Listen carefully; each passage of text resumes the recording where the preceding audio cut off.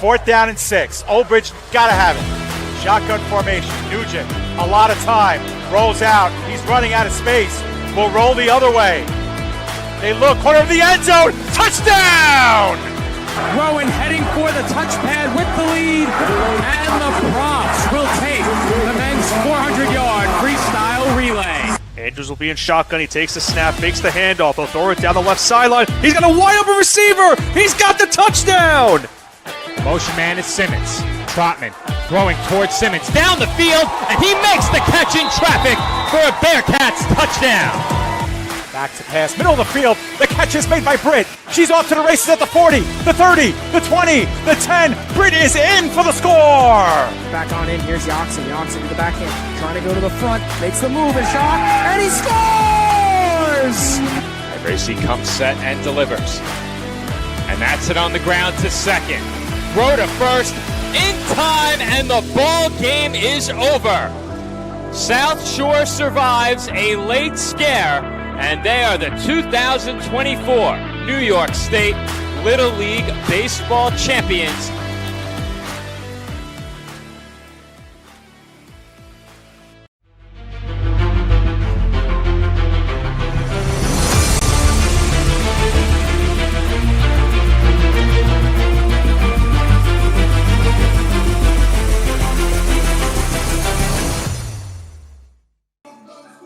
Live from the Joseph F. Facina Field in New Rochelle, New York, PDF Sports Network is proud to welcome you into coverage of the Elite Football Alliance Season 7 Championship game. Tonight, the Patterson Gravediggers at 7-1 taking on the New York Bandits with an identical 7-1 record.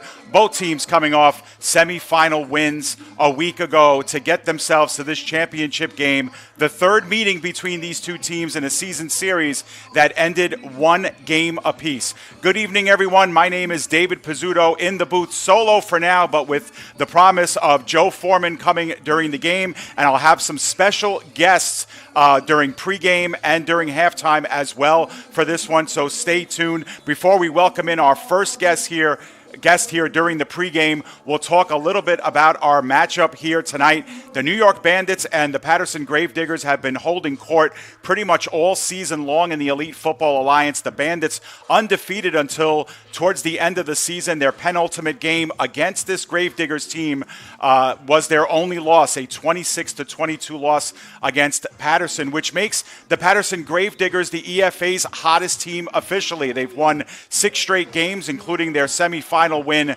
last week against the New York Dolphins, 16-8, to come into this game 7-1 during the regular season, and of course their semifinal win last week. It was their third win against the Dolphins this season, and like their opponents on the other side, the Bandits scored their third win against the Empire State Demon Knights last week in their half of the semifinals, 32-6, to punch their ticket here to Facina Field. And for both of these teams, making their first ever appearance in the EFA Championship, the Bandits, part of the old guard, one of the original EFA teams. This is their 7th season in the EFA, their first trip to the championship, and of course, their first opportunity to lift the trophy. And across the sideline from them, warming up in their road white uniforms, are the new kids on the block, the Patterson Gravediggers, making their Elite Football Alliance debut this season. Didn't know a lot about them coming into the season. We sure did get to know them a lot more and a lot better during the season. They recorded some big wins. They played the third-seeded Dolphins 3 times, as we mentioned, and they also played the Bandits twice during the regular season. The first time these two teams locked horns was right here at the Joseph F. Facina Field. The Patterson Gravediggers got off to an 18-0 lead in the first half of that game, but the Bandits scored a late touchdown in the second half to make it 18-6, and it was all New York from there. They scored another 32 unanswered points, and they ended up winning the game by a score of 40-18. That was the final, the first time these two teams met. But again, like last time, the Patterson Gravediggers returned the favor with a 26-22 win. Now, Joining me on headset is the first of a couple of our guests today who's entering the booth with me here. It's none other than Sean Spencer, our good friend here at PDF Sports Network.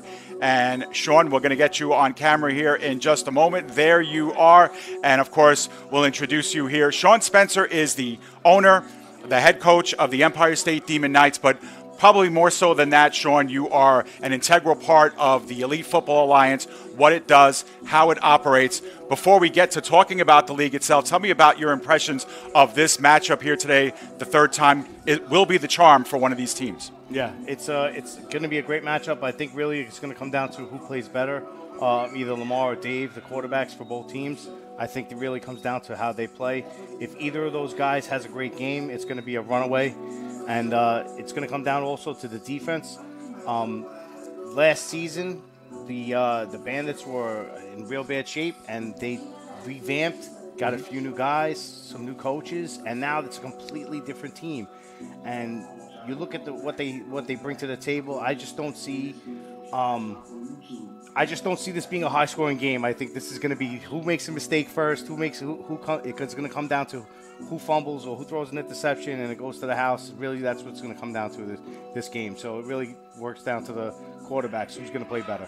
And what's interesting about the matchup, Sean, is that, you know, the Bandits are the old guard, right? They've been in the EFA since the inception. They're one of the rocks and pillars of this league, one of the original teams. But it's their first trip to the EFA Championship, and, of course, their first time looking to hoist the trophy. And the Patterson are kind of the new kids on the block. You know, we know some of the players, obviously, from other teams in the tri-state area, but kind of didn't know what to expect from this team coming in. And they sure have turned some heads. Right, they definitely did surprise, because when they came out in the beginning, it was a real shaky look from the Patterson team. I really weren't expecting much from them. They did have a great game, but they looked a little disorganized. But then they went on that hot streak, and they just haven't lost any games. And they shocked the Bandits. Everybody was expecting the Bandits to win big, and it was not a big win for the Bandits the last time they played each other. It was a profound win for the team. So, I mean, realistically, listen, the best part about this league is parity, right? People love to talk about parity. Parity may or may not be the best thing, but the bottom line is this is not going to be a runaway game. This is not going to be a game. I mean, I just don't see it being a game where one team's going to win by 40 points and this is a foregone conclusion. The league is built on parity, and everybody has a shot in this league, and that's one of the main things that we try to build the league for. That's like why we made the league. We're not looking to cater to any specific, top of the bottom or bottom team. We're looking for everybody to be on the same level, and that's what we do. We try to make every machination possible on the league level to make that happen. And this is a good example of it. Two teams that were 7-1 coming in to play the championship. Yeah, and Sean, I'm glad you mentioned the league and the makeup of the league, because obviously we're expecting a great game today, and of course we're excited for this matchup. But folks like you and the other members who are an intimate part of the league and the operations really year-round are not only focused on this game, but also on the future. Tell us a little bit about the EFA, where it is now, where it's going in the future, and some of the things we can look for. Right. So the biggest thing I could say, there's a couple of things about the EFA that I think are better than like any other league that I've ever been a part of. And first of all is the coverage. PDF is like the biggest. I mean, honestly, just picking up PDF as coverage has realistically, and this is like not because you're standing next to me, but it's rejuvenated my love for the sport. You know what I mean? Like a few years ago, it was like, the sport was really stale. The entire sport, I'm not talking about any specific league, but the sport was really stale. It was like, very, very cheap coverage. Like, getting sideline film. People were just going live in the stands. It was just not good. And now you get professional level coverage, like coverage that you would get in college, coverage that you would get in a real professional game. We have that on a weekly basis. Every team gets to be a part of that. So that's a huge selling point for our league, and that's a huge part of the future of our league is literally PDF. And then the other thing is, the second biggest thing is like we're a promises made, promises kept league. Like, there's going to be a team that's going to get a $5,000 check on the field today. Nobody's waiting a year or 2 years for their prize. Nobody's waiting. Nobody's going to have to worry that the check's going to bounce. Nobody, the refs are paid, the field is paid, everything is taken care of because we manage this stuff right. And that's really it. The teams don't matter The teams don't make up how good the league is. The league is a management system. The league is the way it's run. It has nothing to do with how good the teams or how not good the teams are.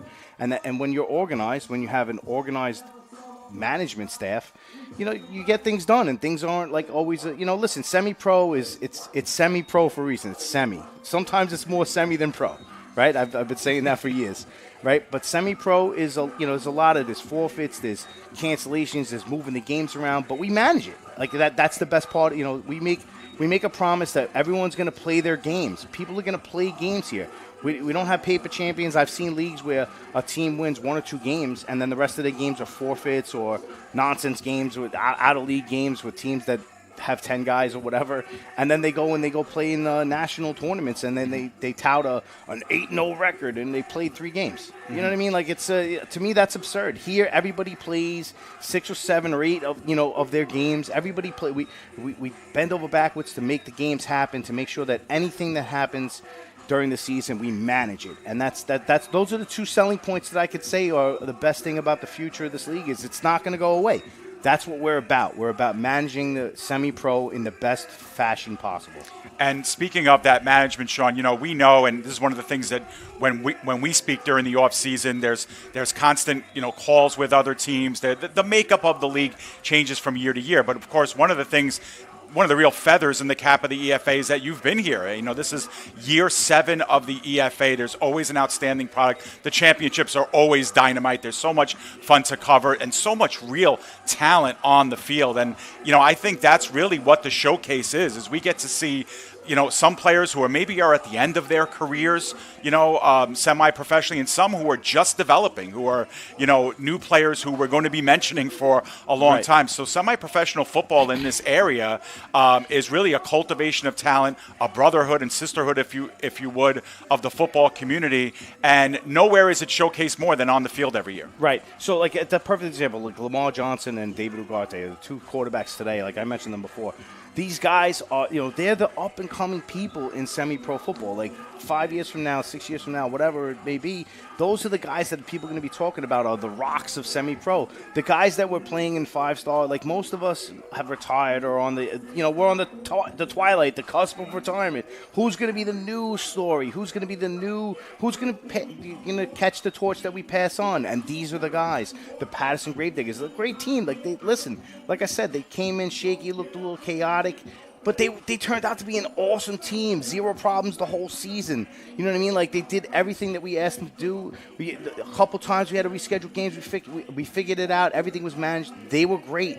These are the guys that are going to be the future of semi-pro. And that's why I'm really proud that the Bandits, who were perennial powerhouses for a long time when we were back in the UFL and back in the REFL and like, in seasons past, like, I guess it was early 2000s or maybe it was middle 2000s, but whatever it is, the bottom line is those guys were perennial powerhouses, and then they, like everybody else, they hit a rough spot, they hit a slide, and now right back, right, and with new guys who are going to be the future semi-pro, and that's what we want to do. We want to be able to give guys their jumping point so their story can be written. We want them to we want them to take off from here, and that's what this is all about. Absolutely. So, Sean. Another great season in the installment of the EFA. But, in your eyes, what are some of the things, that the EFA future holds that you would like to see the EFA as far as growth, as far as, development of the league, the teams themselves? If Sean Spencer has his way, what does the EFA look like? If I could snap my fingers and make wishes happen. Yeah, I mean, listen, the ideal size league in semi-pro is 10 teams, right? That's the ideal size league. Then you have the opportunity to make a schedule where some teams will play each other 2 times because we love rivalry games here. Everybody here is a rival in this league.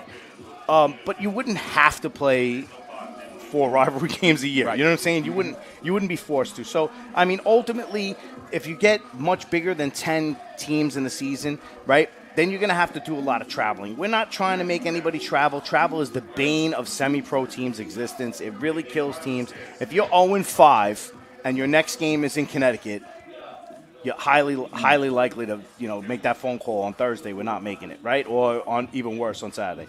right? So we want to create a situation where that doesn't happen.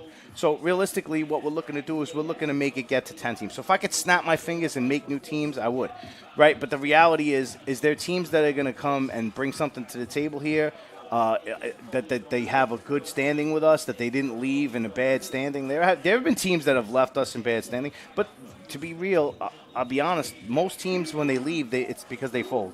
A lot of teams don't leave here because they're unhappy or they're looking for something else. And usually, honestly, when they do leave, they always wind up asking to come back. So, realistically, that's what it comes down to. If I could snap my fingers, I would bring a couple teams back.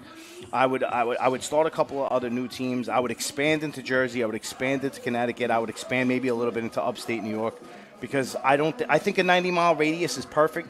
If anybody wanted to ask, like, hey, what's the perfect league? I mean, 90 miles is about, it's about an hour and a half travel. I mean, that's not crazy travel, right? For anybody to go to from Granny Road to Patterson, that's not a big deal. That's not an emergency. From Granny Road to Albany, that's gonna, we're talking about some serious travel. Yep. We don't want to make that, right? So we want to keep it so that you can stay on a major highway. You can not have to get stuck in traffic for 4 hours, and you can get to a game in less than 2 hours. If that's the case, then those are the teams that we're going to court, and those are the teams that we're going to bring in, and that's what we're going to do for the future.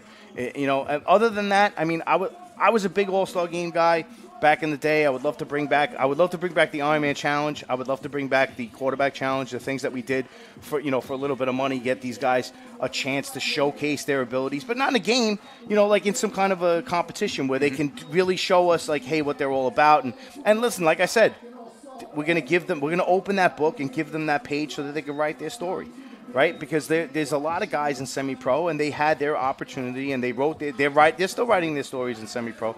But there's a lot of guys, they have a bunch of chapters already written in semi-pro, and these guys have an opportunity to open up and start their own chapters, right? So that's really what, if I was snapping my fingers or twinkling my nose to make wishes happen, then those are the things I would do. I'd bring back the Ironman Challenge, maybe the All-Star Game. The All-Star Game has always been a great thing, but it really comes down to if the players are going to support it, right? Like, that's really what it comes down to. If the players want an All-Star Game, then hey, sure, then we'll do it. But if the players don't express that they want the All-Star Game, we're not going to push that. So those are the things that I would do. And I mean, other than that, really isn't anything else other than keep keeping our promises, right? Keep doing what we're doing.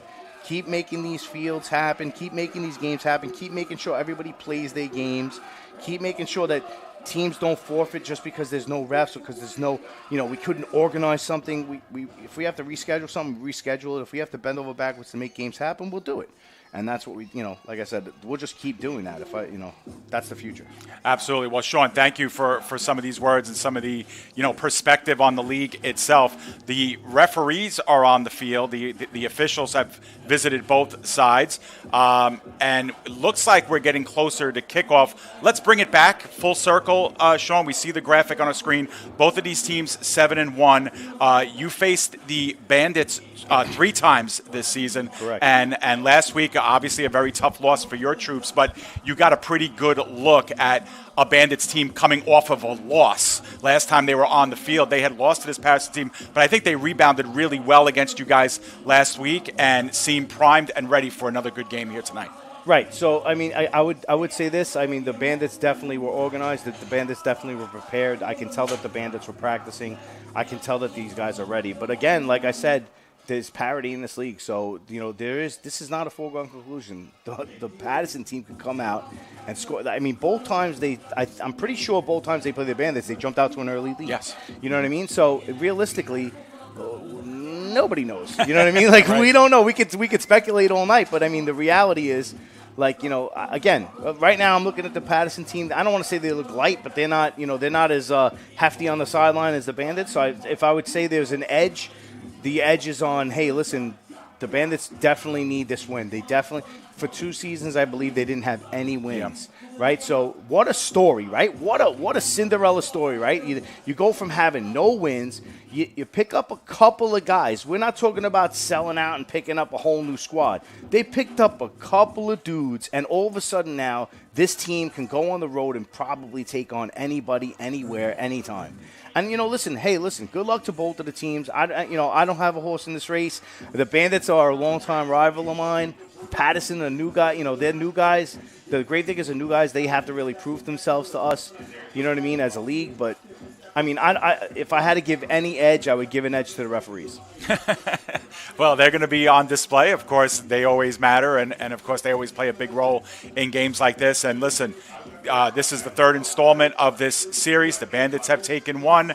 The Patterson Gravediggers have taken the last one in the series, and now this one, as Sean mentioned, is a toss-up. Sean, thank you for joining me here on the pregame. I might have you actually come back here and start the game with me. I'm all about it. Absolutely, but we'll take you off headset for now, and we will go to a actual break here, find out a little bit more about when we think we will get this game started, but we look like we are just a few moments away from getting things going here live from the Joseph F. Facina Field in New Rochelle. Once again, coming up in just a few moments as we go dark with our audio here, it's the 7-1 Patterson Gravediggers taking on the 7-1 New York Bandits. It's coming up next. Stay with us.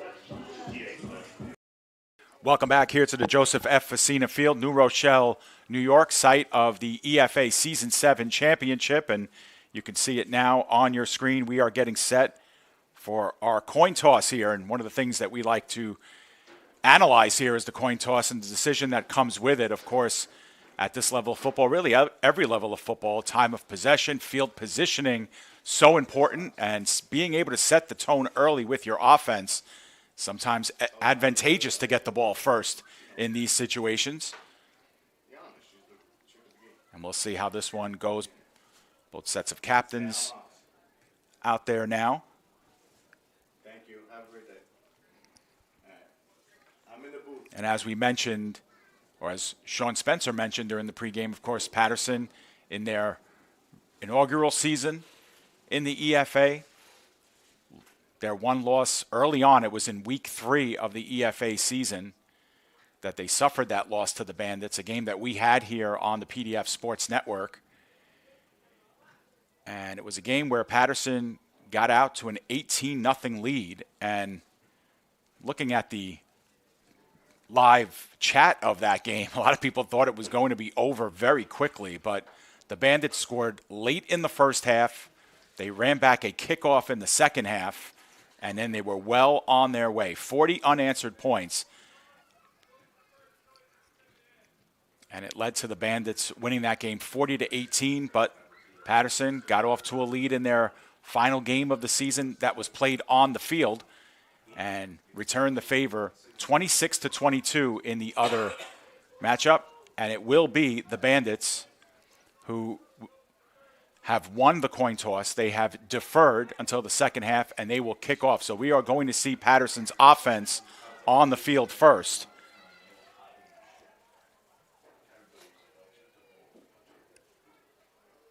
And we'll take a look at how both teams got here. As you can see the playoff bracket on your screen now.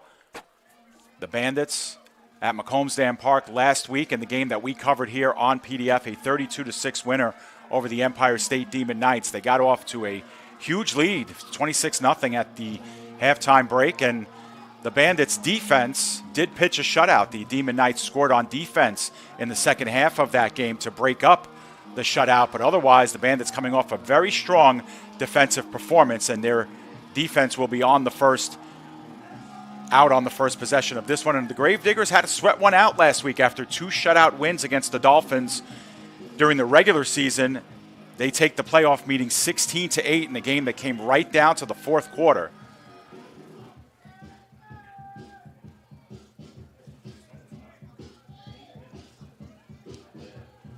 Grateful for the fact tonight that we will have an operational clock in the stadium as well for this one.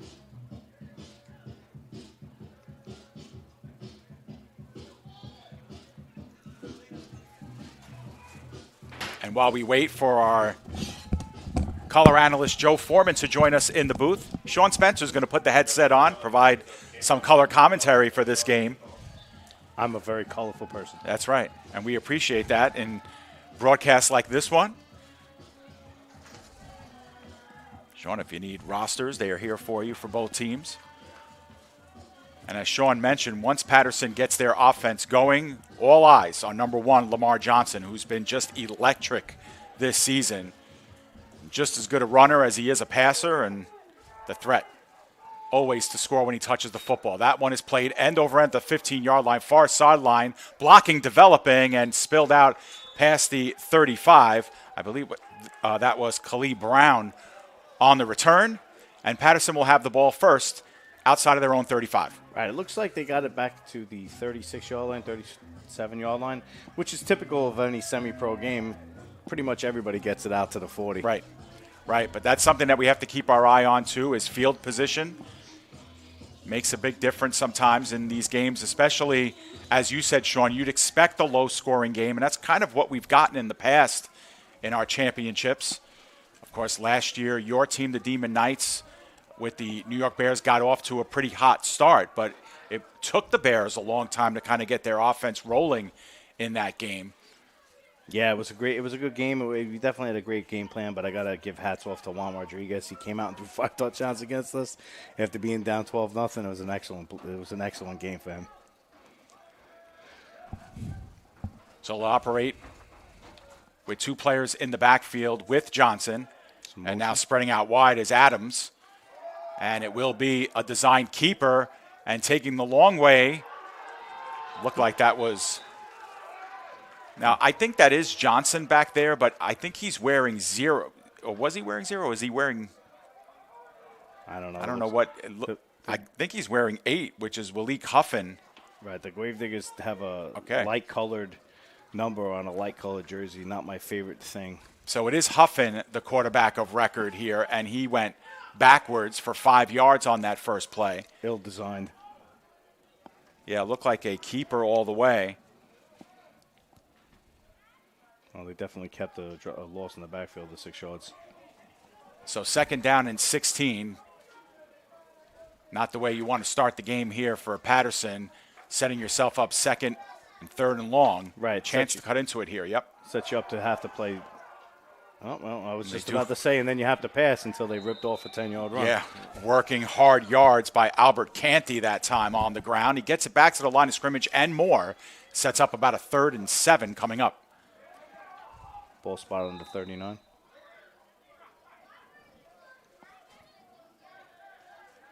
Yeah, so leaves a lot on the table still on this down, Sean. Of course, you could still utilize the run game here in a situation like this. Really can't do that on 3rd and 17, 18. So Right. Good job there. Patterson is doing a great job blocking up front. Definitely the bodies are moving forward. I mean, the design of the first play was a little questionable, but, I mean, Patterson definitely has some blockers. Yeah, so it looks like the Gravediggers have called for a timeout. So understanding how important this first drive can be, Coach Thomas calls for time.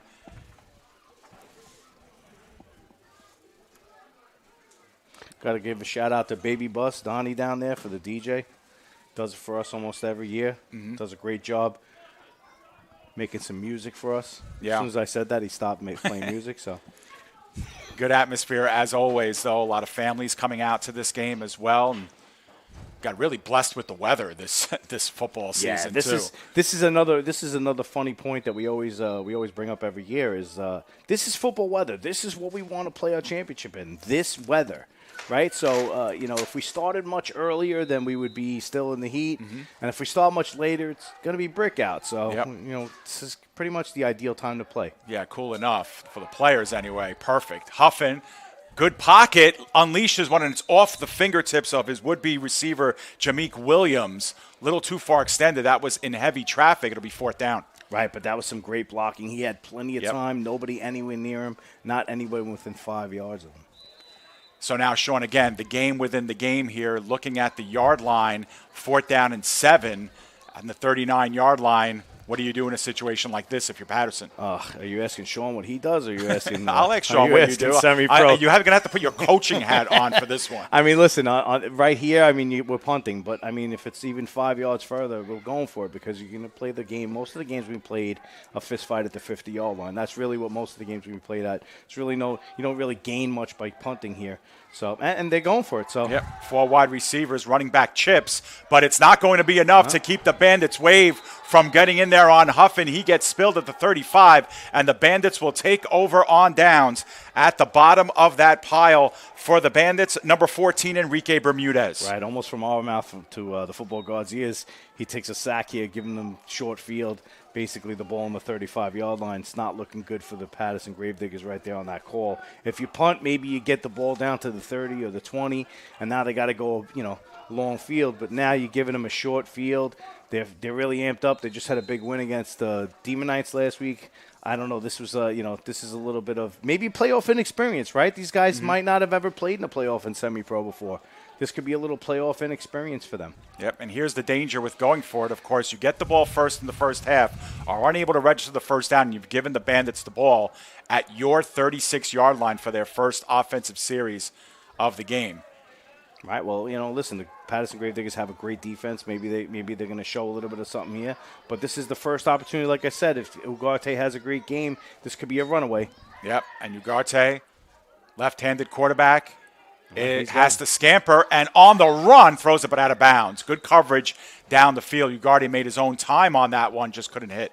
Right, and if you give up contain on that right side for the defense, it's going to be a long day for the Patterson Gravediggers, right? I mean, we learned that lesson ourselves, a couple games ago. But if you especially with this lefty, you're not really expecting it. You give up contain, he's going to make you pay for it. He's going to either throw a long pass or he's going to run with it, and it's going to be, like I said, a long day. Yep, and that's what I've noticed too, is that very few quarterbacks can really get themselves out of the pocket, throw on the run with confidence like a Ugarte can. That's time. Middle of the field and in stride. And at the 20-yard line for the first down, working for more was Errol James.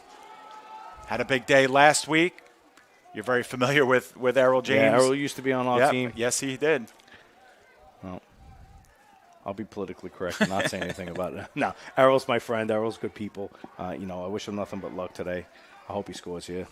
So they get it 1st and 10 now inside the Patterson red zone at the 18-yard line.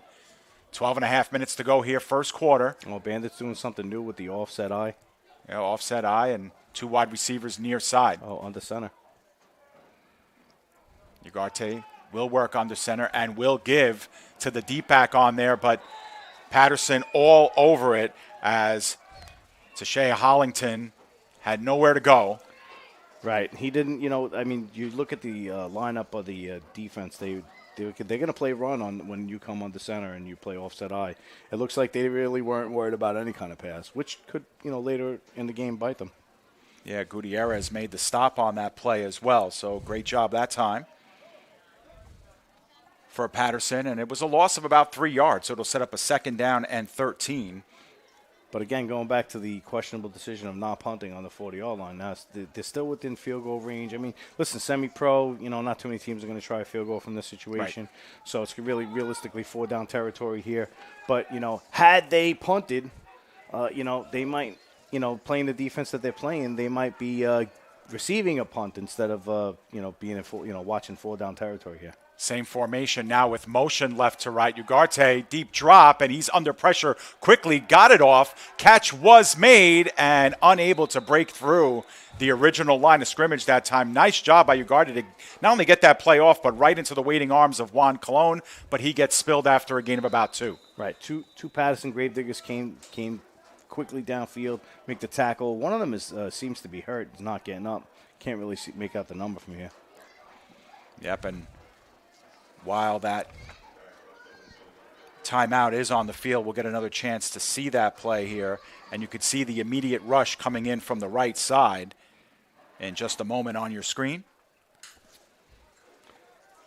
Unabated. Right, so if you see the safety number 7, Jameek Williams, he identified that pass right away. I mean, he was coming downhill from the beginning of the play. So, listen, the Patterson team is definitely a very, very spunky new team. I mean, I don't know how many of these guys have played, semi-pro in a long time or how many of these guys are new to semi-pro because, like I said, they're new to the league. But, these guys are really, really, really athletic. So, like I said, maybe some less bold decision-making and punt puts them in a different field, right? We flip the field around.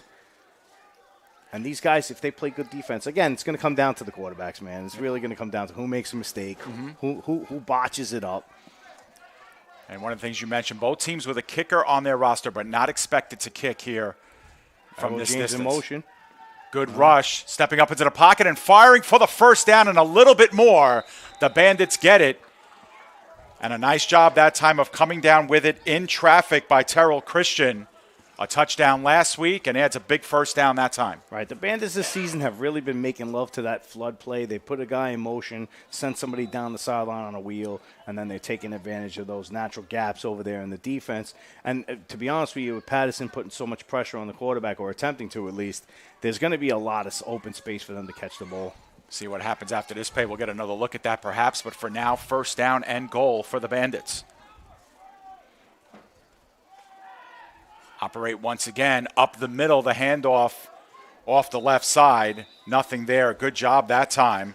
As looked like Montgomery got the carry, his first of the game here in the early stages. It'll be second and goal. Right, no surprise. They came out in that offset eye with receivers basically playing on the sideline. They're just trying to spread out the defense and open it up a little bit for the run. I mean, I'm surprised that the defense didn't pick up on that. And we get another look at that first down conversion and a big one. And again, Ugarte's ability to survey his receivers down the field with some pressure coming in from his flanks and still able to throw in traffic. Big difference there. Makes it a second and goal now here from the 4. And Bandits come out in the conventional spread again. Just under 9 minutes to go here in the first quarter. Second down and goal. Ugarte once again on the run. Surveys ahead, gets near the 5 and is going to be gang tackled there. A loss of 1 or 2 on the play. Right. Good job defensively to stay home. A plethora of white jerseys in on that tackle. It was Canty and Eleni on the stop. And it'll make it a third and goal. Well, Patterson's definitely not giving up any ground here. They gave up a couple passes, but they're really making the Bandits work for the yardage, which is important because if you give up quick scores, it really swings the motivation factor in the game. Definitely lost contain again. Once again, I mentioned it before. You lose contain on that edge with Ugarte, you're going to be in for a long day. I mean, if you force them to throw from the pocket, maybe you're going to have something going for you. But if you let them outside the pocket, realistically, you have no shot. All right, here comes the big play. Third and goal from the 5. Midway into the first, Ugarte stepping up in the pocket, sees some real estate, now drops it off, back of the end zone, touchdown Bandits. And if you sacrifice like that, if you're going to give up and you're going to try to make the tackle on him running, then, you're going to sacrifice all that coverage. You're going to have guys wide open in the back of the end zone like that. That's just, just common sense. He's realistically, I mean, a lot of people say he's a runner, but he's more of a scrambler. Right. Yeah, he's not really run. I mean, he runs. He definitely has some yardage running, but Ugarte looks to me is more of a scrambler. He's making time. He's running. He's running around to make time in the backfield, but he's not looking to run every single play. He's looking to throw the ball. He's looking to draw you up so you come and try to make that tackle, and then he's just going to flick it out to a wide open guy, sitting over there right next to the goalpost. Yeah, it was Christian with the touchdown grab, and they will line up here for the 1-point conversion. The Bandits broke the huddle with 12. Cardenas will spot this one up. Rush Oh, comes blocked. in. It is blocked. This This could could be 2 be points. returnable. It's still on the ground, this and is there gonna they be- go. This might be 2 points for the Gravediggers. The He's wheels got are there. yards. He's going to 30, the 20, the 10. He's in easy for the score for 2 points on the conversion. I believe that was Devontae Clark. I didn't pick up the number on there, but how is that for a game changer right there and a momentum boost for the Patterson Gravediggers? I bet the Bandits are wishing that they called that illegal Right, substitution for 12 guys You in the mentioned huddle it, right yeah. now. Absolutely. We'll see it unfold, and we'll get it right from the block, and we'll slow it down a little bit, but what a job by Patterson to stay with it. You could see the big scramble there, and not even sure when he came down with it. Right, and this is the big deal. On special teams, realistically, again, like I said before, it really comes down to which team is going to mess up the most. And special teams really is a big deal in semi-pro because most teams don't really have a bunch of time to practice special teams. So that's what you're going to get. You're going to get botches on special teams. And this really, realistically, that 2 points can come back to bite them because that could be a big deal in this game. Yeah, and it was Maurice Clancy the second on that return, number 32. So props to him. And just like that, what could have been 7-0 is 6-2 instead. And you never know; those could be 2 points that you end up chasing through an entire game. Because your point is a good one, Sean. And we don't do a good enough job even on our broadcast of paying attention to special teams. But every single game that we've covered, special teams has played some kind of role in it, and whether it's a point here, a point there, a 2-point conversion. Heck, a few EFA championships have been decided by 2-point conversions. Right, I can tell you. I mean, I lost a couple games this year because we didn't score 2-point conversions. Right. And we lost 2 games by 1 point. Yeah. Yep. So, I mean, realistically, the special teams is a big deal. But right now, the odds makers are real upset about this 2 points on the board. It's going to throw out all the bets. Going to be thrown out. 7:46 remaining in the first. Oh, a reverse on the kick return. Absolutely. And a huge shot. Knocked his mouthpiece out. Sure did. Lamar Johnson wanted the ball, got the ball, but paid the price outside of his own 30. We'll see that one again for sure. Listen, you know what? I'm an old school guy. I come from a big hitter program back in the day. Everybody in semi-pro used to hit hard. I'm a big critic of the sport now. Everybody's hitting soft, but that was definitely not a soft tackle right there. Boom. Yeah. Spitting it out like a boxer. Yep. Looks like number 31. Yeah, it was. It was number 31 on the play, and that was Quentin Ryan.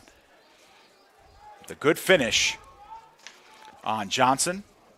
And again, like I said, man, people opening, this is a chance to write your chapter in the book, right? This is the chance you get excellent coverage, have your name set over the internet 100 times. This is what you want. This is what people play semi-pro for. Back in the day we played, there was no film. It was just playing just to play. And this is a much better product. This is a much better thing for guys to do, a much better recreation. The Gravediggers forced to call their second timeout now, so they are now down to 1. They did bring Huffin back out. And, I should mention that Patterson did play multiple quarterbacks throughout the season, and Huffin did have plenty of snaps in the game that we covered as well. I will say this, change of pace is a huge thing in semi-pro because if you spend the whole week preparing for one guy or for one set of plays and then they come out and they do something totally different, well, you wasted the whole week. You know what I'm saying? Yeah. You wasted all that practice time getting ready for, this set of plays or this set of, this quarterback or that receiver. You wasted your time. So, and listen, if you only have one practice a week or 2 practices a week, you wasted all your time. Mm-hmm. Yeah. Yeah, preparation, of course, key as well. And, you see it on game days as well with, teams being forced to call timeouts early or getting into pre-snap penalties. And sometimes those derail drives or set you up and with some tough circumstances, especially later on in the game. And now with the Gravediggers down to 1 timeout, that may play a factor late in this half as well. Gravediggers with a power formation. They switched the 2 backs in the backfield. Yep, and they will join Huffin in the backfield. Oh, now they switch to trips. Yep, a lot of motion here for this eye. offense. Oh, some more motion. Coming in motion is Johnson. Taking advantage of the fact that Bandits are in man. And Huffin out of the shotgun. Flea flicker. He's got to get rid of it quickly and won't have a chance to. And once again, we're going to say, hey, listen, questionable play calling here. This is maybe, again, like I said, maybe the inexperience of not being in a semi-pro playoff game. This is a big moment for them. Trying the trickery right out of the box like that. I don't know, man. Not punting before. This could be the deciding factor in the game. Is like, hey, listen, what got you here, man? Right. What was the way that you got into the game in the first place? I'm sure it wasn't running flea flickers and 6 different motions in the game. You want to throw somebody for a little bit of a loop, but you don't want to throw your own guys for a loop because now it's 2nd and 21. 21. Yeah. And now the goal is to get some of this back to set yourself up 3rd and manageable here.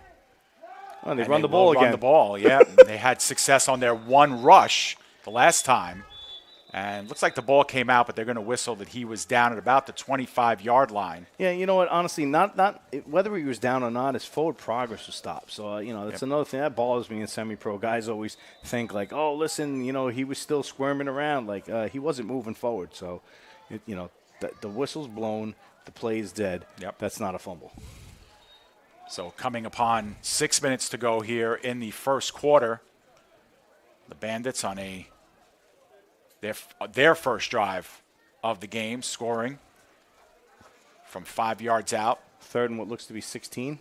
Yep, and now the Patterson Gravediggers trying to get their first down of this game, and they'll have to do it on a 3rd and 16.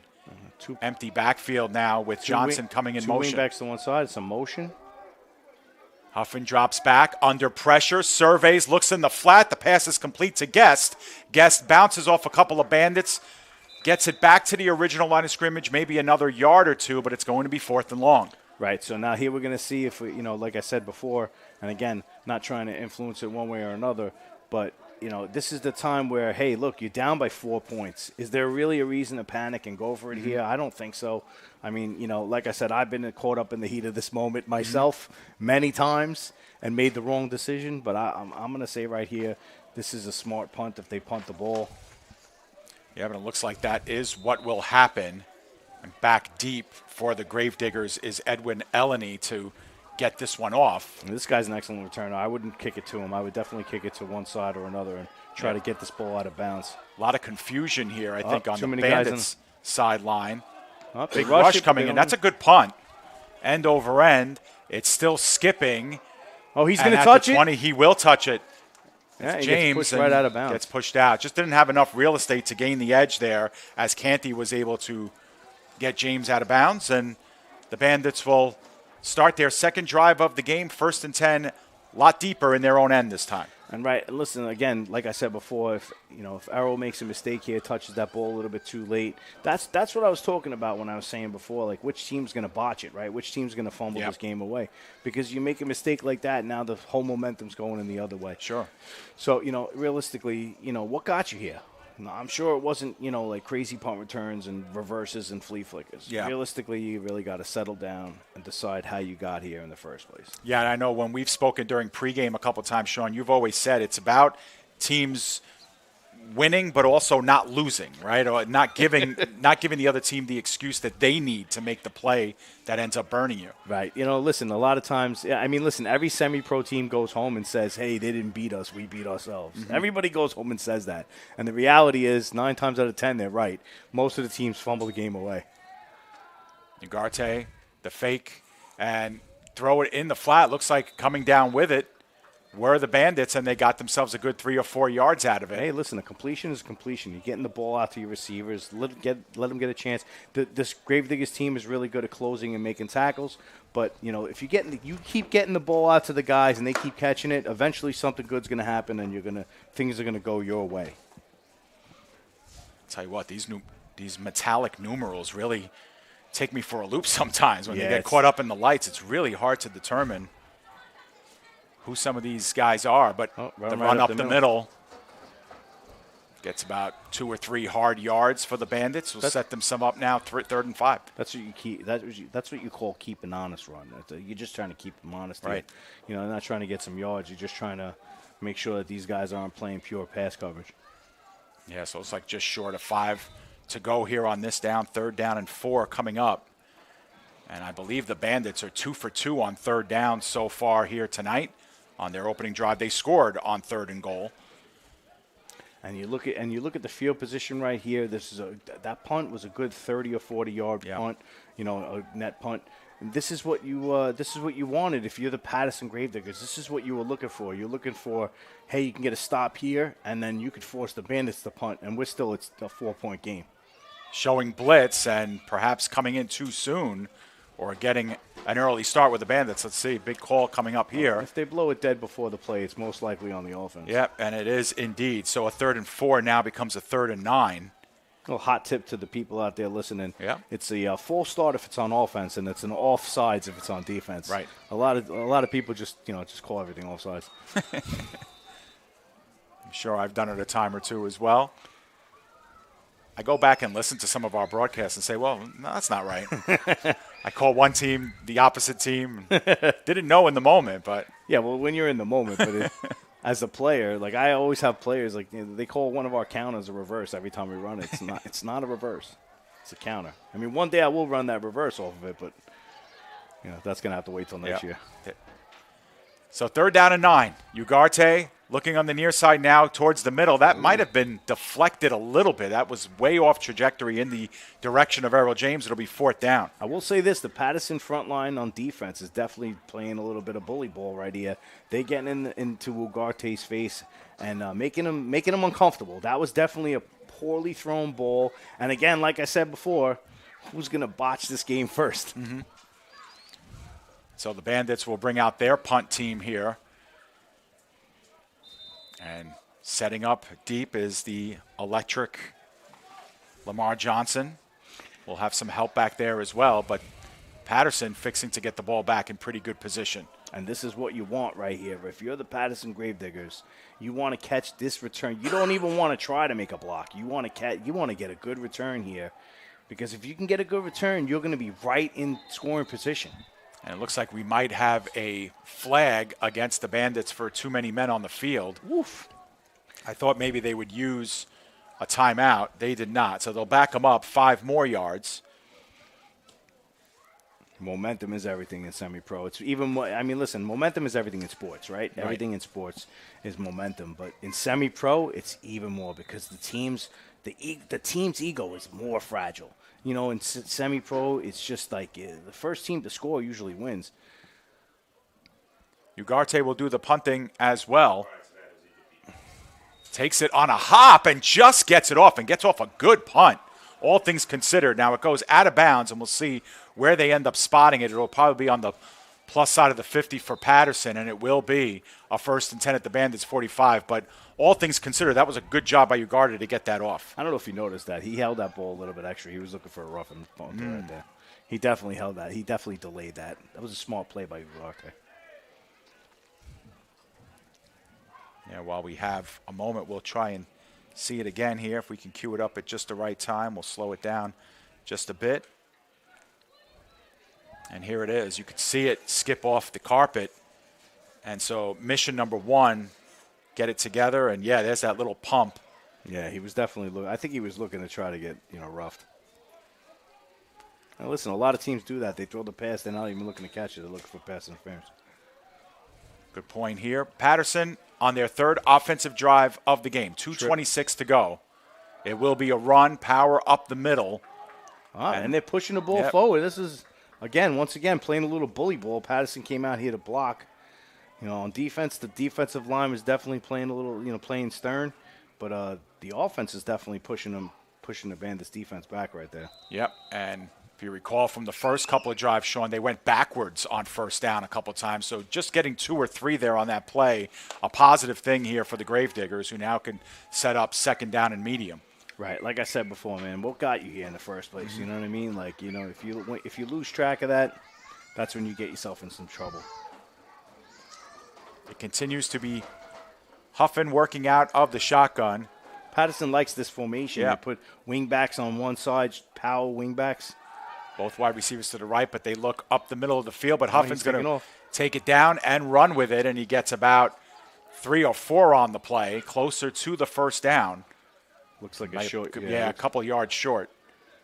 Well, see, now it's 3rd and short, right? So this is one of those go deep downs, right? Like, you got a shot. You may have the shot to go for it on 4th down, since it's it's less than 2 yards. Mm-hmm. Right. Maybe you take a shot right here and go deep when you know that the Bandits are going to be looking to send heavy pressure, trying to stop that quick run to get the 1st down. Right. Considering it is very likely to be 4-down territory. You got 2 shots here to get the 2 yards. Take your chance here. Roll the dice, perhaps.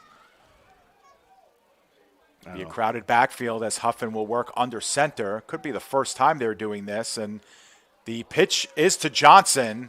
Very nearly didn't get it off. Johnson's upended. The ball came out. Might have been when he hit the turf. We'll see it again for sure.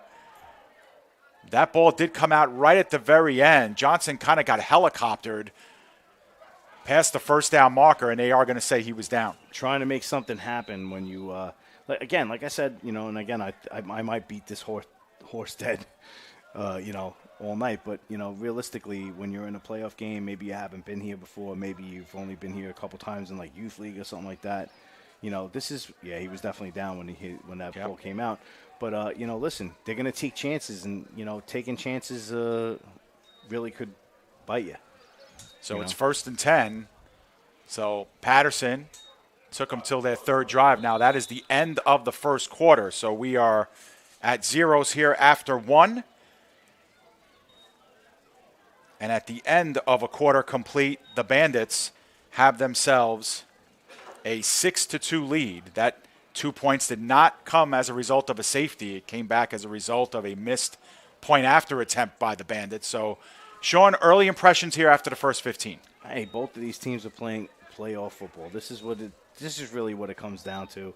Again, like I said before, I mean, the early, maybe it's the jitters, maybe it's the nervousness, maybe it's the inexperience. Patterson's kind of dug themselves into they dug their own grave a little bit, right, by, not punting earlier in the game. And, they really set the Bandits up with their only score. So they set them up. So, realistically, hey, listen, what got you here in the first place? You really got to keep saying that to you. If I was the coach on one of those teams, I would be like, hey, listen, what got us here in the first place? For the Bandits, it's going to be, having Ugarte make time, scramble, and throw the ball, and occasionally run to keep them honest. And then for the Gravediggers, I would say it's going to be, send that heavy pressure, send the blitz, definitely play aggressive, young guy football, right? And then like they did, run the ball. Your most successful plays for the Gravediggers so far has been run plays. Mm-hmm. So run the ball. Don't be afraid to punt. You got a good defense, right? You got a good defense. Run the ball. Keep the Bandits in the box. And then realistically, that's really what's going to come down to. Yep, and that second game between these two teams, of course, it came down to that fourth quarter, and keep the game a one-score game, getting in there, and then anything can happen in the final 15. We know that from experience, every one of these championship games that we've covered, and then some. Patterson likes this two backs in the backfield with twin receivers to one side. Yeah, almost identical, and looks like it's going to be a handoff and reversing, and now with forward progress is that was not Houston. We have players down. That was actually Albert Canty with the rush. Got back to the line of scrimmage, so no gains. Second down. And we have coming up. Injured Patterson Gravedigger on the field lane. I mean, it could just be a lineman, struggle to get up. I mean, I've been there before. You don't say. Sometimes when you get a little older, takes you a couple seconds to get up. Yeah. Sean, you're one of the, I would say, anchors of semi-pro football in the area. How long have you played semi-professional football? Woo, we're going to talk history now. I didn't know I was getting set up for this. Did they wear the leather helmets? That's what I will tell you this. We didn't have air bladders in the helmets when I started playing. That's how long ago I started playing. I started playing semi-pro football in 1994. Wow. With the Brooklyn Cardinals. And it was a random pickup. I worked with a guy. His name was David Stephon Galloway, real cool guy. And we worked at the Battery Tunnel together, and he asked me about football. He's a Charger fan. I was a Bronco fan back then. And it just so happened that, he played semi-pro football, and he brought me down to his team, and, the rest is history. And the rest is history. Here they are in this heavy set with the two wing backs again. Off and under pressure, weak side. And that one's up and tipped down and incomplete. They were looking in the direction of Johnson, broken up by James, and that's a play that worked for them a couple of times when these two teams met. In fact, they hooked up for 2 touchdowns like that the first time these two teams met on this field early in the season when Patterson got that 18-point lead. They try to go to it again there. Well, I will say this. The Bandits are leaning heavily on Errol James today. He's playing offense. He's playing defense. He's returning kicks. He just batted that down. They're leaning heavily on Errol James. And this is his first season with the Bandits. So, that, like I said in the beginning, the Bandits, 2 years of losing every game, and now all of a sudden you pick up one guy, and he's making all the difference. Ugarte and Errol James are making all the difference, right? It's two people. Piece here, a piece there. And here's a big run. Yep, and it'll be enough for the first down. Good hard running by Albert Canty, finding the holes, getting to that second level. And like you mentioned, Sean, that's been working for them here. And they've got to be averaging about 5 or 6 yards per clip on some of these runs. I'll be honest with you. I don't know if I should give up all the good tidbits, but I will give you a little football maxim I give to my players all the time. Only 3 things can happen when you throw a pass, and 2 of them are bad. Fair enough. So run the ball. You know what I'm saying? Sure. So. It was an official timeout on the field.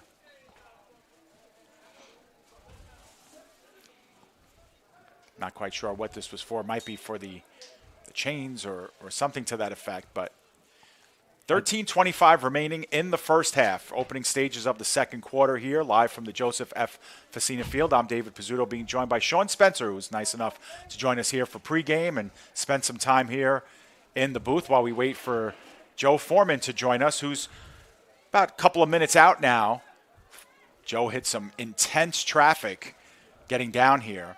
And while we're mentioning guys in the booth, I definitely want to shout out Mike Guthrie over here doing the time. He's doing an excellent job. Absolutely. You know, a lot of people love to be critical of the refs, but Mike Guthrie got this time down pat right now. Yeah, and what a luxury it is to have that in the booth as well. It does so much for us here, and you know, we say it all the time, too, on the air, especially in semi-pro. The officials do really great job, especially of keeping order on the field, keeping games moving, keeping guys in their respective huddles, and you know, communicating all the time, so whether it's the booth to the sidelines as well. Sometimes it's a thankless job, but the guys in stripes have done an amazing job. Sometimes. Sometimes I think they're getting something other than thanked. Yeah, but I mean, listen, you know what? Without the officials, we don't have a sport. Right. A lot of people don't really want to understand that. We're not playing pickup in the park. This is what makes us professional, right? This is what makes us not semi. Makes it pro, right? PDF, the officials, having a game clock, having nice fields. You know, otherwise, I mean, listen, when I started back in 1994, I promise you we played on a lot of parks where there was hypodermic needles and broken glass in the field, and there was no grass. And we didn't have artificial turf back then. We had, you know, grass or dirt. Right. You know, so it was a different atmosphere. This is such a better recreation for guys, man. This is just great. Here we go with the Patterson snaps the ball. They have 4 wide receivers. We're going to have a couple guys go open towards the corner again and having to adjust to the ball, but unsuccessfully that time in the direction of Gutierrez. It'll be third down. Right. If Gutierrez keeps running on that play, I'll be honest with you, he scores because he was open from the jump right there. He ran an out and up, or you know, it's like maybe a slot fade, and he takes it up the sideline. He's gone really, and then he slows down for an inexplicable reason. Yeah. Not sure if he had difficulty tracking that off the hand of Huffin. Just not sure. But the ball looked like it was where it needed to be. Yeah, definitely. Definitely was a good throw. I mean, again, I love to protect quarterbacks. That's why I play offensive line. I don't think that you can blame that on the quarterback at all. You know, sometimes the receiver got to go up and get it, man. You know what I mean? He's got to go make a play. I misspoke and said it's third down. It is second down and 10 after the first down and the delay on the field. See if the Gravediggers go back to the run here on second. And they do. And up the middle once again. Canty gains the edge and the first down just outside the 10-yard line. And I don't want to be that coach, but, you know, what got you here in the first place, right? You know what I mean? Like, these guys are running the ball. He just got 10 yards a couple times. Why are we really throwing the ball that much?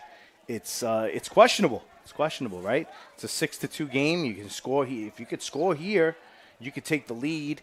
I mean, this is, you know, now the momentum's in your favor. So let's go back to that, you know, decision to not punt earlier. You know what I mean? Maybe they're going on their second score here. You know what I mean? This could be fair point, yeah. Turn it around. Setting up the Bandits with the short field that resulted in the touchdown, and right now the difference in the game. Ball is spotted just outside the 10, so this will be a first down and 10. The Gravediggers can get a first down without the benefits of the touchdown. They go right back to Canty. Up the middle, breaks 2 tackles. Run. He's in there for the touchdown. And he's just dragging Bandit defenders in there right there. Just a great job of tough running by Albert Canty. We'll get another look at it momentarily, but just like that, the Gravediggers have taken over the lead.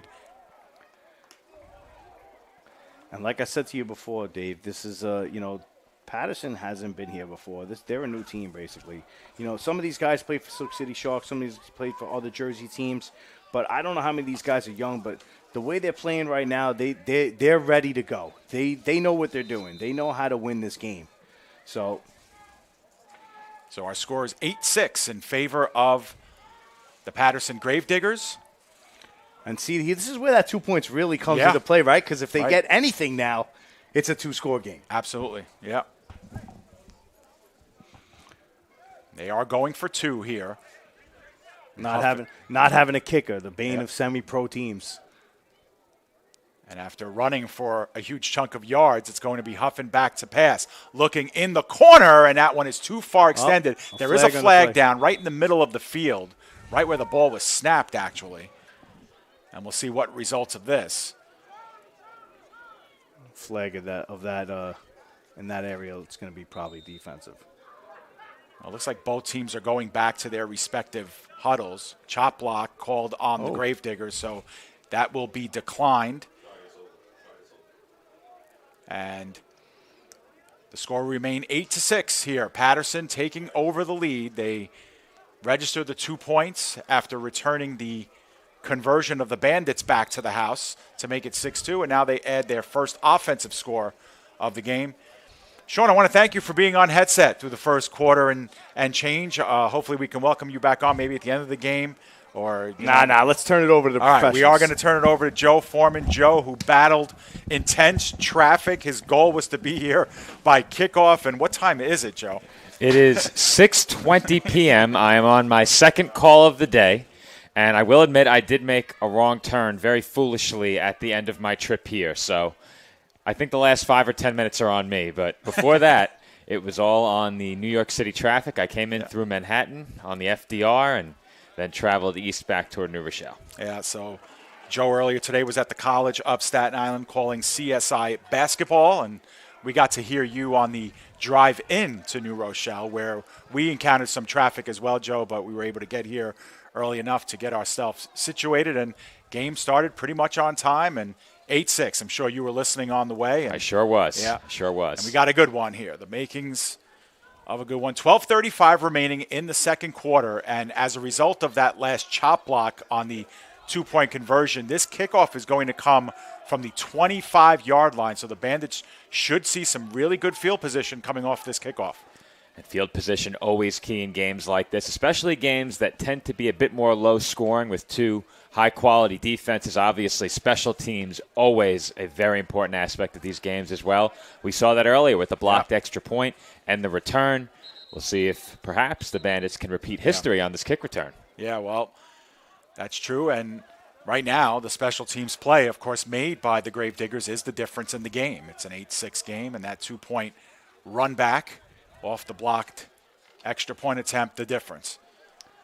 You mentioned it already when these two teams last met in this facility here on PDF. It was a kick return that really helped to further ignite that Bandits comeback after a late touchdown in the first half. They had a kick return that set them up to make it a one-possession game, and from there it was all Bandits, as it looks like they may have just moved back the Gravediggers 5 more yards. Yep, so a procedural penalty backs them all the way up to the 20, so right about where you kick off after a safety. Kickoffs have been pretty good here by both teams. We'll see how deep they can get this one. End-over-end kick. It is a really high one, and it ends up down at the 30-yard line. Here come the Bandits with a head of steam, out past the 40, 45 backtracking, and down there is number 22. Looked like it was Tajay Montgomery on the return. But either way, the Bandits will have good starting field position. Their first drive of the game, they started in Gravediggers territory and used the short field to score themselves a touchdown. And you really can't ask for too much better starting field position off a kickoff. That being said, a lot of the time when you have a kickoff from that far back, you do get a bit better than this. So I think if you're the Gravediggers, you're all right with this. And right. I think given where you kicked off from, having the Bandits start at their own 44, not too bad off a traditional kickoff.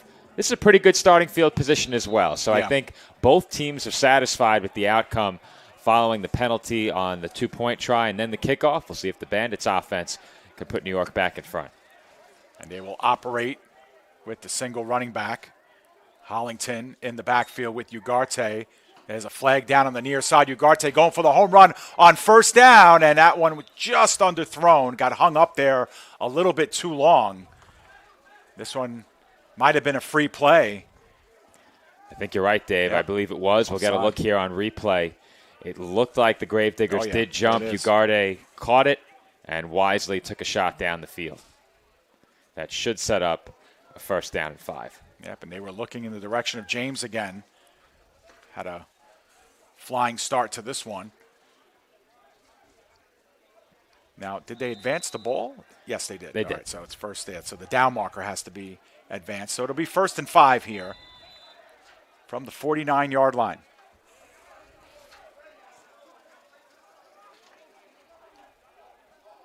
Ugarte with the hard count. Looks back at his sideline. Relaying some new instructions here. And Ugarte will take it out of the shotgun. Good, clean pocket for Ugarte. Gets the survey now. Middle of the field and coming down. No, it got away from the would-be wide receiver there. That was thrown on a line. And looks like holding his wrist is Jonathan Jenkins as he returns back to the huddle. That one came in really hot. Looked like Jenkins might have gotten it at first, but lost it on the way to the ground. And in terms of pass protection, you can't do much better. Clean pocket. Ugarte was able to step up and throw down the field. The pass was there. Not an easy catch, but one that I think the Bandits might like to have back. Yeah. That's a reception that you'd hope to make in a situation like that. In a championship game, obviously that's one you'd like to have, but you have to be pleased with how well your quarterback was protected and with the throw. 2nd down and 5 coming up. Ugarte once again out of the shotgun. This time he will give underneath, and pounding his way forward is Hollington. It takes 2 or 3 Patterson Gravediggers to get him to the turf. It will be short of the first down by about a yard, it looks like. So it'll be 3rd and short coming up.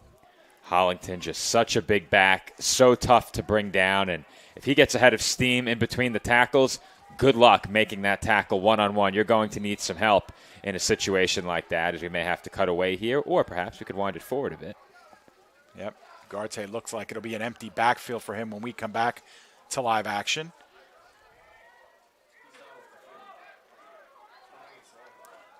Third down, very short. Once again, long count here and a long look back into the sideline. Ugarte will go back to pass. 4 down territory. Now looks to bring it down, making, once again, his own time. Rows out to his left, backtracks the other way. Picks up some blocking. Tries to get away from a couple of others and cannot. He gets spilled down. That's a lot of yardage for Ugarte, but it ends up being about an 8-yard loss. Well, that's not what you're looking for in that situation. And on 3rd and 1, I am shocked that they came out with an empty backfield. You have Hollington back there. We saw it on the previous play, how effective he can be in those situations, short yardage in between the tackles. And instead, the Bandits elected to pass. Now, I'm not even sure at any point in this play there was a running lane for Ugarte to take and pick up that first down.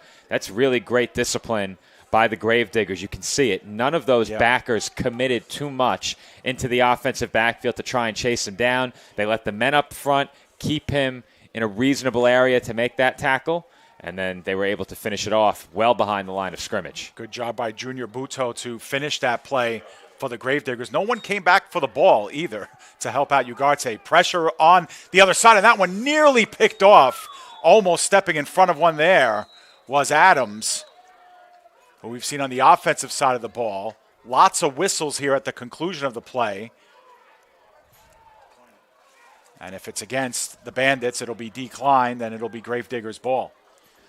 That is just about as dangerous as it gets right there, because if that is intercepted, there is a very good chance that is headed back the other way for a touchdown, and that is a big opportunity missed in the secondary. However, they do pick up the stop on 4th down and get the ball back. So you'll take that. If you're the Gravediggers, you have to like the way that your defense is played if you're Patterson since the early going in this game. Obviously, the Bandits were given great starting field position on their opening drive. They capitalized on that. But since that point, this Gravediggers defense has been on point, and now they give the ball back to their offense in plus territory. There was a flag down on the field as well. Yeah, one of the points that Sean made earlier in the first quarter was that it is a game of momentum. And right now, that momentum clearly on the side of the Gravediggers. They've gotten a couple of really good stops defensively. Of course, they made the marquee special teams play on that return, and their offense is coming off the heels of their first score. So they get the ball right back after a 3-and-out. And here we go. And in terms of momentum, they really put that in jeopardy early in the game when they went for it on fourth down. Sure. And that was a very bold decision that the Patterson sideline made. It did hurt them initially, but they have not been deterred and have played very well since that first Bandits touchdown, the only Bandits touchdown, and pretty much everything has gone right since that score. Yep, and the Bandits now this time go for it on fourth, don't get it, and yield the ball on their half of the 50. Just inside of it is where Patterson will take over. Underneath the fake give, and Huffin has to pirouette out of danger. He's working towards the near sideline and does gain about 3, and there comes the flag for the late hit out of bounds. And that's a penalty you can't afford to take if you're the Bandits. There was no reason for it. There was no potential for Huffin to pick up much more on that play. He was clearly headed out of bounds, and to put a hit on a ball carrier in that spot is just not a wise play. And you'll get a look at it here. We'll see exactly how close it was, perhaps. Maybe it wasn't as blatant as I initially thought. Oh, that's incredibly blatant. Yeah, incredibly absolutely. blatant. He's completely out of bounds. There is no reason to do that. Yep. And Coming that's a huge penalty. Yeah, that was coming in low was number 9, Sergio Mencia on the play. And again, like you mentioned, no need to come in and finish it off. Huffin clearly out of bounds. And it makes a 3-yard gain, a 1st and 10 now at the 30. And the Gravediggers in business. We've seen them take a couple of shots in the end zone from about this distance as well.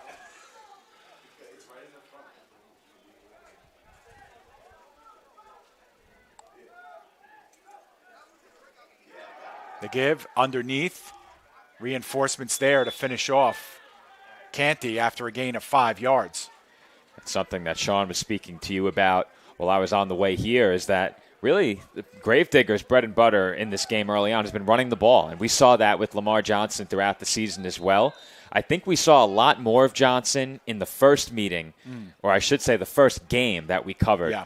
That the Gravediggers played all the way back in week 1 than we did in the second game we covered against this Bandits team. We saw a lot more of Huffin in that second game, but Johnson, of course, a huge part of the running game. Yeah, and we really haven't seen Johnson featured much at all in this first half. Of course, he's got a lot of attention being paid to him as well. Under 10 minutes to play here, first half. 2nd down and 5 coming up, 25-yard line. Patterson penetrating again. Huffin dancing out, and he has to get rid of this one in the flat, and that'll probably induce some flags. It will. A grounding call there. No question about it, Dave. It did not reach the line of scrimmage, and it was not close. So that's going to be an intentional grounding penalty coming up. And speaking of the quarterback duo on the side of the Gravediggers, obviously we know what Johnson can do both as a passer but primarily as a runner. Huffin had a great game throwing the football last time against the Bandits. He was responsible for a pair of early touchdowns, and I think the really big play that we saw out of Johnson in that game came on what I believe was a 3rd down or a 4th down and 17. I think they were just outside of the red zone on that snap, and he took it all the way to the house for a touchdown. So on any given play, he could provide you with some explosive offense as a ball carrier, but Huffin, who has thrown the majority of the passes the last 2 times we've covered this Gravediggers team, is a very capable passer who shouldn't be overlooked. Now, Joe, they are backing this ball all the way to the 49-yard line. And with the first down marker at the 20, we're looking at a 3rd and 29 on this play. 10 yards from the spot of the foul. Looks like they backed him up some bonus yards. Yeah. I didn't think he had run that far back. So a 2nd and 5 becomes a 3rd and 29. And should I be impressed that he covered that much ground in reverse that quickly? I guess, yeah, he just kept 360 spinning behind there. And like looking at where the ball is spotted, I'm shocked he made it that far back. Yeah. I didn't think he tried to throw it from that far. In any event, they'll have to try and get some of this back on this play if they want to attempt to go for it on 4th down.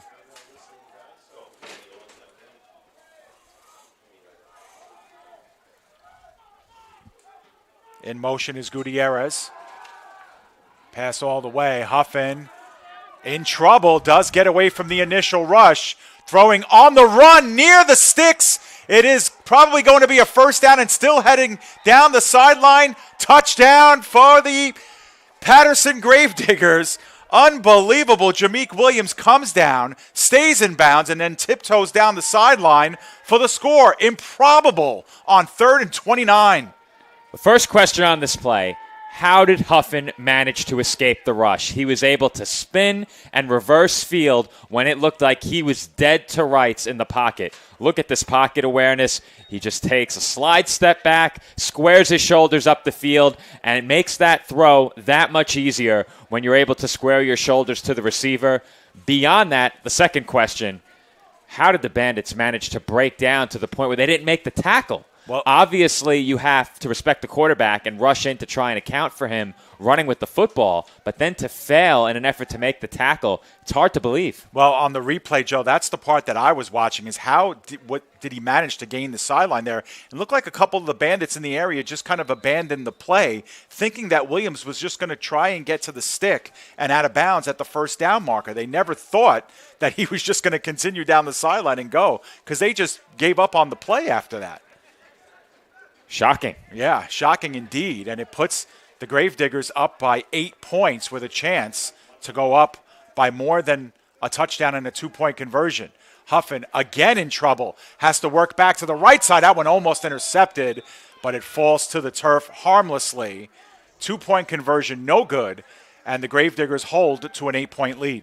Well, I saw what Huffin was looking at on that play. He was obviously under pressure once again, but if you look beyond where that ball landed, he did have a man open in the back of the end zone, and you're pointing at him on the monitor, Dave. Tough to make out a number on replay, but you can see right in the H of Rochelle, he had an open receiver there in the end zone, and I think that's where he was looking with the football. Yeah, it could have been Eleni there, the tight end, who slipped out and was in there. And, Joe, if we can get another look at that touchdown again, and just to appreciate the throw that Huffin makes on the run, moving forward and finding the receiver on the play to make it, to catch that in stride. It's just a fantastic effort by Huffin. And Sean said it. Errol James has been the big featured player tonight, or I should say on the side of the Gravediggers, number 7, Jameek Williams in the passing game for them. But a pair of number 7s who have both been so heavily involved. And Williams is a player who scored last time we covered these two teams here. So Williams on the side of Patterson, Errol James on the side of the Bandits in the passing game. Yeah, just a great job and the great sense to know where you are on the football field. And Williams turns it back up and scores the touchdown. 49-yard touchdown pass from Huffin to Williams. Makes it a 14-6 game. Now, the Bandits have been down to this Gravediggers team before. We've mentioned it many times. The game that you covered here, Joe, of course, the prime example of that. They were down by 18 in the first half of that game and ran it back and scored 40 unanswered.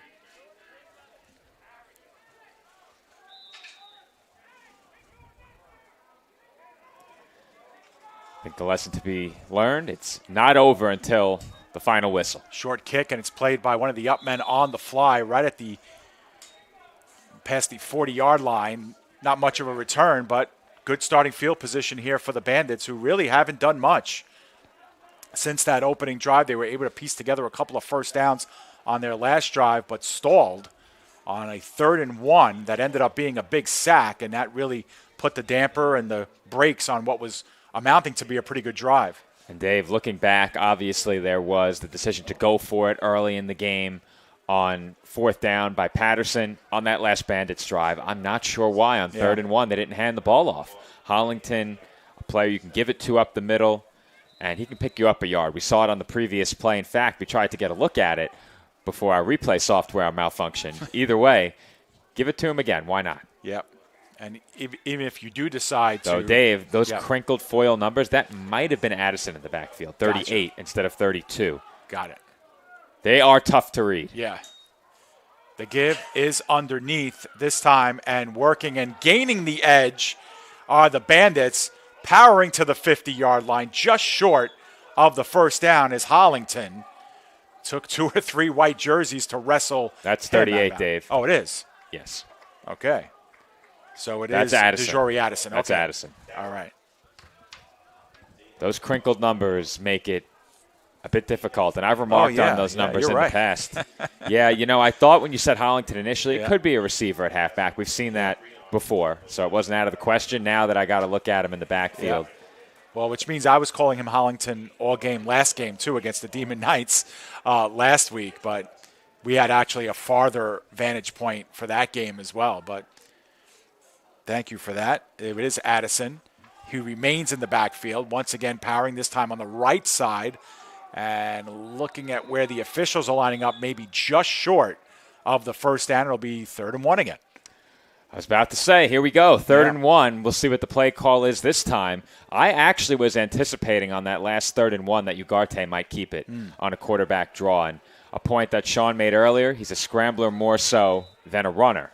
Yep, and with changes being made on the Gravediggers sideline, the Bandits wanted to hurry up and run quickly, and it has forced the Gravediggers to call their final timeout. So they are out of timeouts. Good heads-up play by the Bandits. I think they recognized that the Gravediggers were having some substitution issues on their side, Joe, and they Ugarte told his troops, let's get up, and it forced them into the timeout. And that's good heads-up play there by the Bandit signal caller. And going back to the point that I was making before, building upon what Sean said, Ugarte, a player that we've seen be a part of some of the defining moments of our coverage of the Elite Football Alliance. Obviously, he was a part of that Gators team that did play in the championship that season, but the big memorable moment for him was leading that game-winning drive against the Bears during the regular season. That game was played at the Bears. There was a ton of controversy regarding what was ruled an illegally batted ball. That being said, it was described to us as an illegal forward pass. We were baffled. Once we realized it was an illegal batted ball forward, then it all made sense and became clear. But that game, one of those moments. Going back to the original point, however, as I'm reminiscing now, going back to the original point, I think when you need a yard, you can give it to him and call his number on a quarterback draw. Either way, you also have Addison in the backfield. I think on this 3rd and 1, I'd be shocked if they don't run the football. Yeah, and if you are going to throw the ball here because you know you're going to go for it on 4th, the very last thing you could do is take a sack. And so Ugarte, for all the efforts of making himself more time on that last 3rd and 1, broke the cardinal rule there and got hauled down for about a 7-8 yard loss. Can't happen here. He does work under shotgun, and he will take it himself on the fake. He takes it left side and making more men miss, still on his feet, and finally down at about the 35-yard line before he spilled down. Got tackled hard, and maybe catching the worst of it was Williams on that tackle. I like the play call, Dave. That time he had the option to hand it off to Montgomery, wisely kept it. And as a ball carrier, he is very, very elusive, perhaps even more so when he's trying to throw the football and the defense has to worry about his ability to pass down the field. But in a situation like that, still more than effective enough to pick up the first down. Sets up a 1st and 10 at the 35-yard line. Bandits moving down the field here, starting at their own 42 on this drive. We do have some whistles. Gravediggers can't call timeout, so this might be an official timeout, or perhaps the Bandits utilize their first. I don't think that's the case. 6:24 remaining in the first half.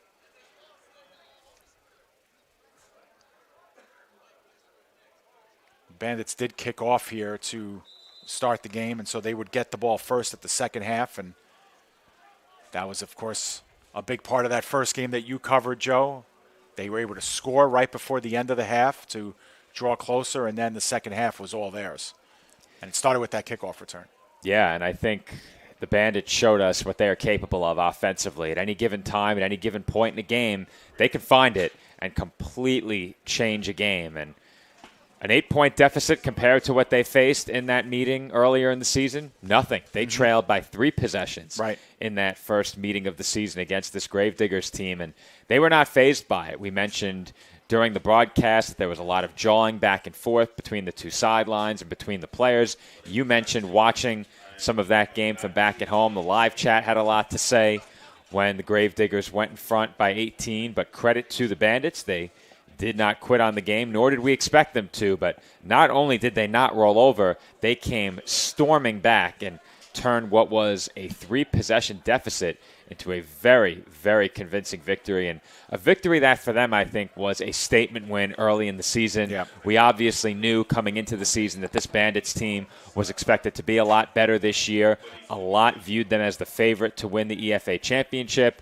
They have taken those expectations and turned them into a berth in this EFA Championship game, but one more big hurdle to overcome against the Gravediggers team that dealt them their only loss this year. Absolutely, and after a lengthy delay, which I do not believe was a timeout. No. It was not. So Bandits still have all 3 of their timeouts. It was some type of equipment or field issue. So when we return here, 1st and 10.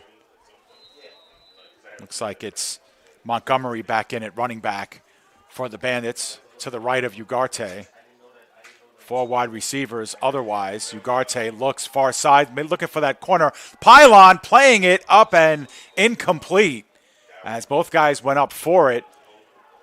And it looked like, not quite sure who came down, who went up for it. Getting the glare of the glass here in the press box too, Joe, which is really tough. The replay might help you. Yeah. Is that a 12? The intended receiver was James. Yeah, it was Khalid Brown, I think, who. And the defender was indeed Khalid Brown, number 12. Yeah.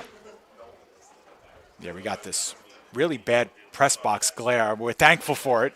We are thankful for the press box. We are Always, not but, thankful yeah. for the lack of ability to open the windows. Right. The windows do not open. That's true. All right, so 2nd down and 10 here after the Bandits look for the quick 6 on 1st down.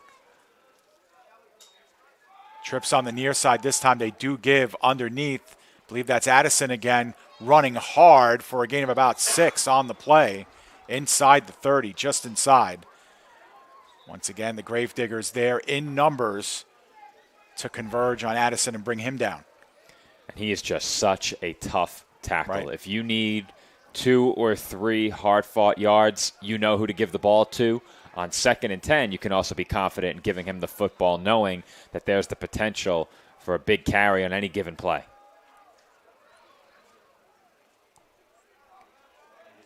Coming on, 5:40 remaining here. Clock continues to run. 3rd down. Short 4 flags are down. This could be a free play here for the Bandits. In the corner, it's intercepted. It's intercepted by Williams. Now, it looks like this one will come back and was a free play all the way. And I think Williams one-handed that one. And I'll tell you what, Ugarte put some smoke on some of these passes. And to pick that off with one hand, that's quite an athletic play. Let's take a look at it again. Wow. Yeah. Not only did he one-hand plucked it out. He one-handed it out of the air, Yeah. just palming the ball. Yeah, Joe, if you could slow that down and we can get another look at it, let the fans at home appreciate what we just saw here. It's not going to count, but while they respot the ball, we'll get another look at that Check that man's gloves. one-handed snag by Williams. Wow. Nice. That's a sweet play. But what's even sweeter here for the Bandits, 1st down and 10 at the 25-yard line. Knocking on the door. They need a touchdown and a 2-point conversion to tie. Ugarte, a lot of room to his right side. He's heading towards the 1st down marker and gets bounced out of bounds right near it. So this will be very close to a 1st down. If there was ever a time for a quarterback to slide, that might have been it. When you're in a foot race to the sideline with a defender or even 2 in that situation coming in on an angle at you, that's the situation where you might consider, even if you're not a quarterback who looks to give yourself up often, this may have been the situation to think about it. Yeah, there was a flag down, and they're sorting that out now, but you could see that hit there low. As once again, it was Brown coming in to make the tackle there. If the play stands, I think that would have been a 1st down. I think Ugarte might have gotten it, but it's coming back. We'll see how far back. Yep. Penalties, although they've been relatively even, really haven't played a huge factor in the game. But there's a play that negates a 1st down, puts you back 10 more yards. Now in no man's land on the field, it'll be 1st down and 20. So I assume on a 1st and 20, there was a hold called Right. on the play somewhere. Let's see if I can spot it on my very small. Yeah, I didn't think it was on the left defensive end who was coming in. Oh, yeah. It was as soon as the play started. Yep. As soon as the play started. You'll see it on the small monitor. It's right there. Okay. Oh, there it is. Yep. Yep. All right, so first down and 20 after the holding penalty negates what could have been a first down on the ground by Ugarte. Rush up the middle. Ugarte steps up, fires, throws, and completes inside the 20, close to the first down marker, and it looks like it will be enough. And another good snag in the open field by Terrell Christian. Very active in the game against the Demon Knights last week. And I don't think they've moved the sticks here, so it's going to be a 2nd and 4 to go. Maybe a bit less. Maybe a bit less. Yeah, it looks like the ball's at about the 17, and the first down marker is the 15, just inside the 15. So it's a long 2, short 3. And we have whistles here, and they're going to move this into a 3rd. That should not be, right, Joe? Should be 2nd down. It should be 2nd down, correct. Yeah, it was 1st and 10 when the holding penalty was called. Yes. So We had it. unless it was a penalty after the play was over, I don't know. That's possible.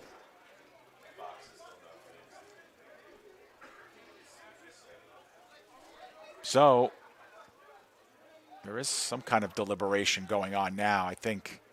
Well, the venue clock is still running as well, so it looks like Yeah, they're just waiting for a Bandits play call here. Yeah, Bandits are kind of unsituated here. Now we have some whistles coming in from the near side. Now, The Bandits Yeah, are the claiming Bandits- it should be 2nd down. yeah, the Bandits, so some shouts coming up from the sideline that this should be 2nd down.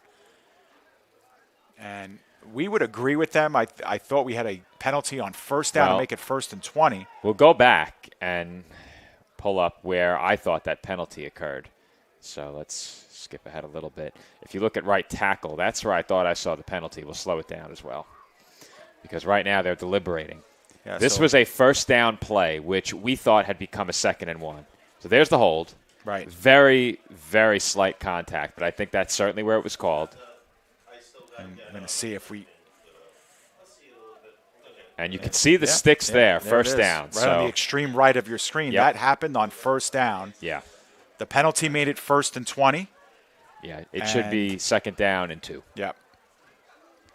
We'll see if they make that change here. Well, now, we mentioned the clock is stopped with 3:13 to go. You see it now on your screen. Thank you, Joe, for syncing that up. I saw a venue scoreboard, and I'm like, why didn't I bring my scoreboard? Yeah.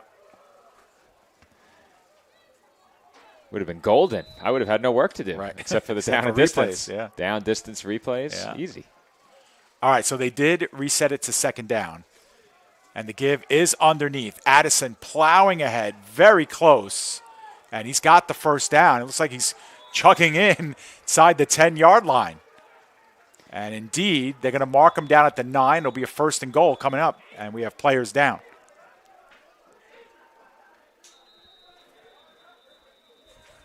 Clock stopped now, 2:48. Yeah.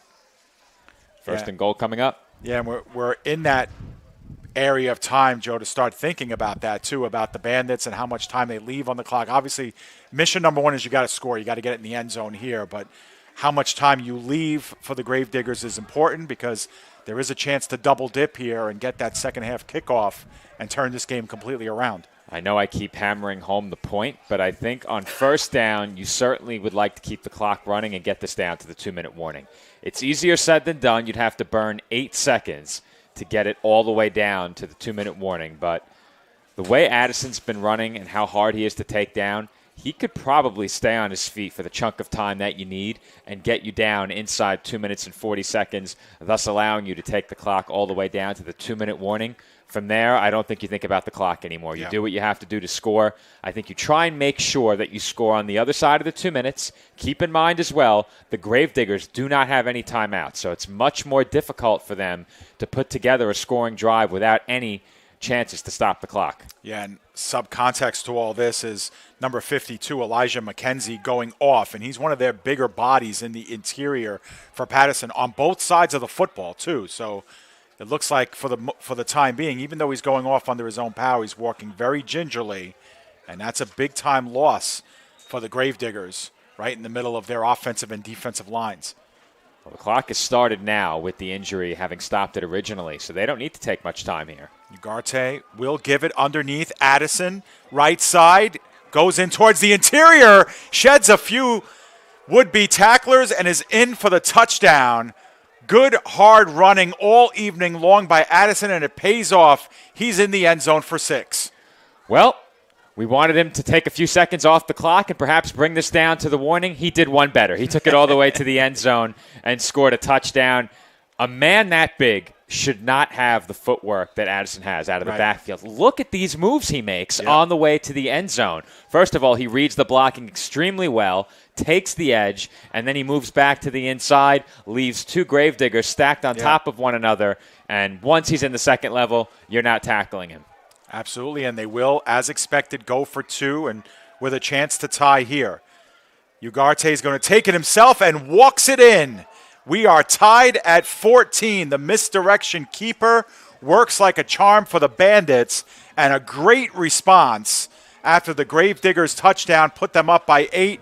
They come back and get even. Doesn't get much easier than that, Dave, and you can see the respect that they're paying to these halfbacks now for the Bandits. So many capable backs that they can line up alongside Ugarte, who he in his own right is a very capable ball carrier. We saw it earlier on the 3rd and 1, the second 3rd down and 1, that is. They converted it on Ugarte's keeper. A read option play was called there. That was likely another read option for Ugarte, and there was not a Gravediggers defender within 10 feet of him as he strolled into the end zone for the 2-point conversion. So if you're the Bandits, you have to be pleased with where you are right now, and the Gravediggers will have about 2.5 minutes, no timeouts, to try and get back up on the board.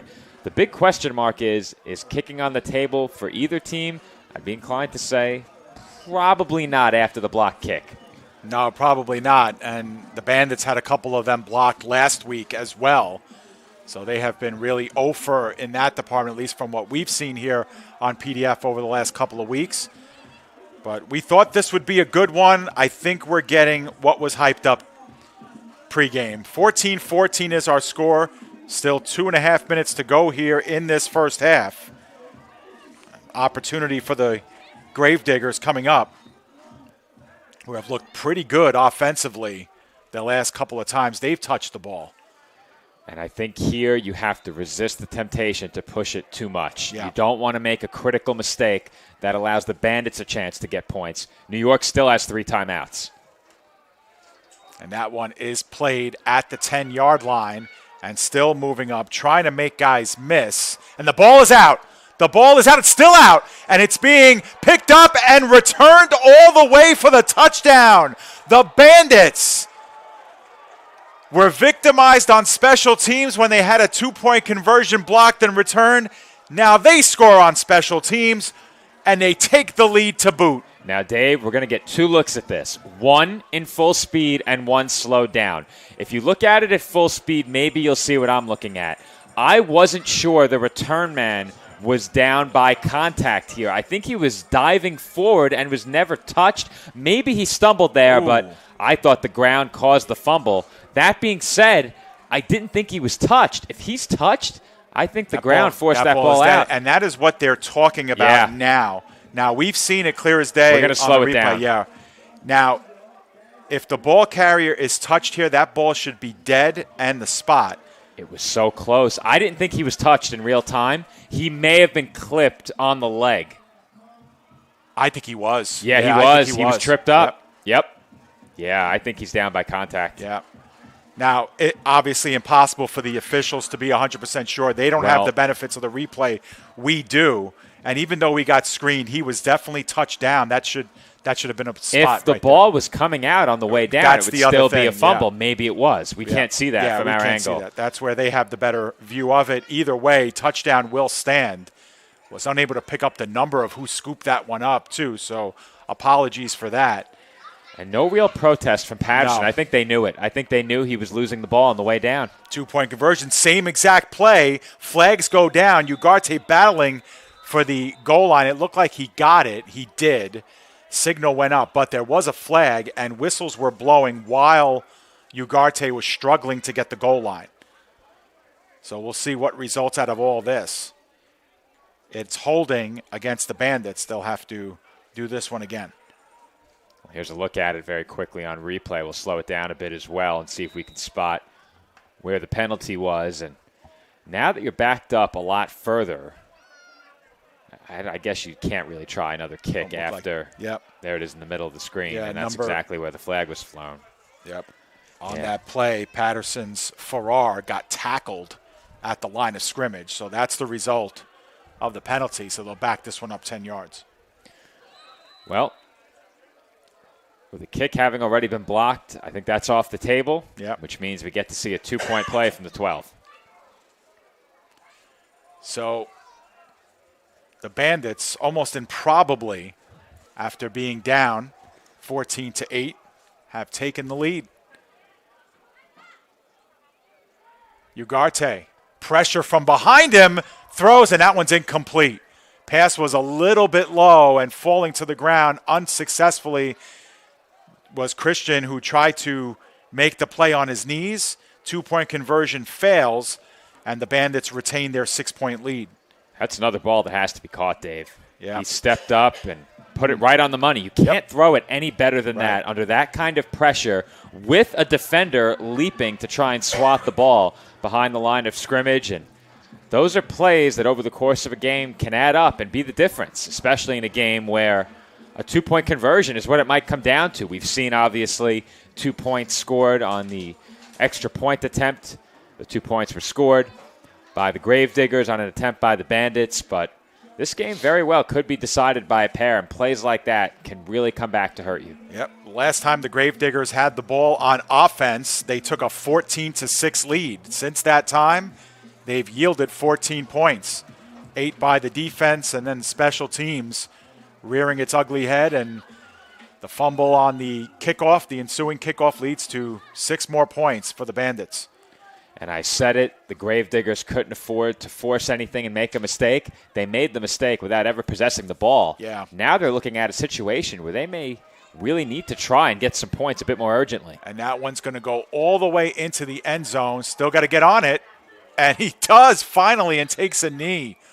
Ooh, that was dangerous. I think Johnson was expecting a whistle there, if I'm not mistaken, but shouts were coming up, get on the ball. He was expecting a whistle when the ball bounced into the end zone for sure.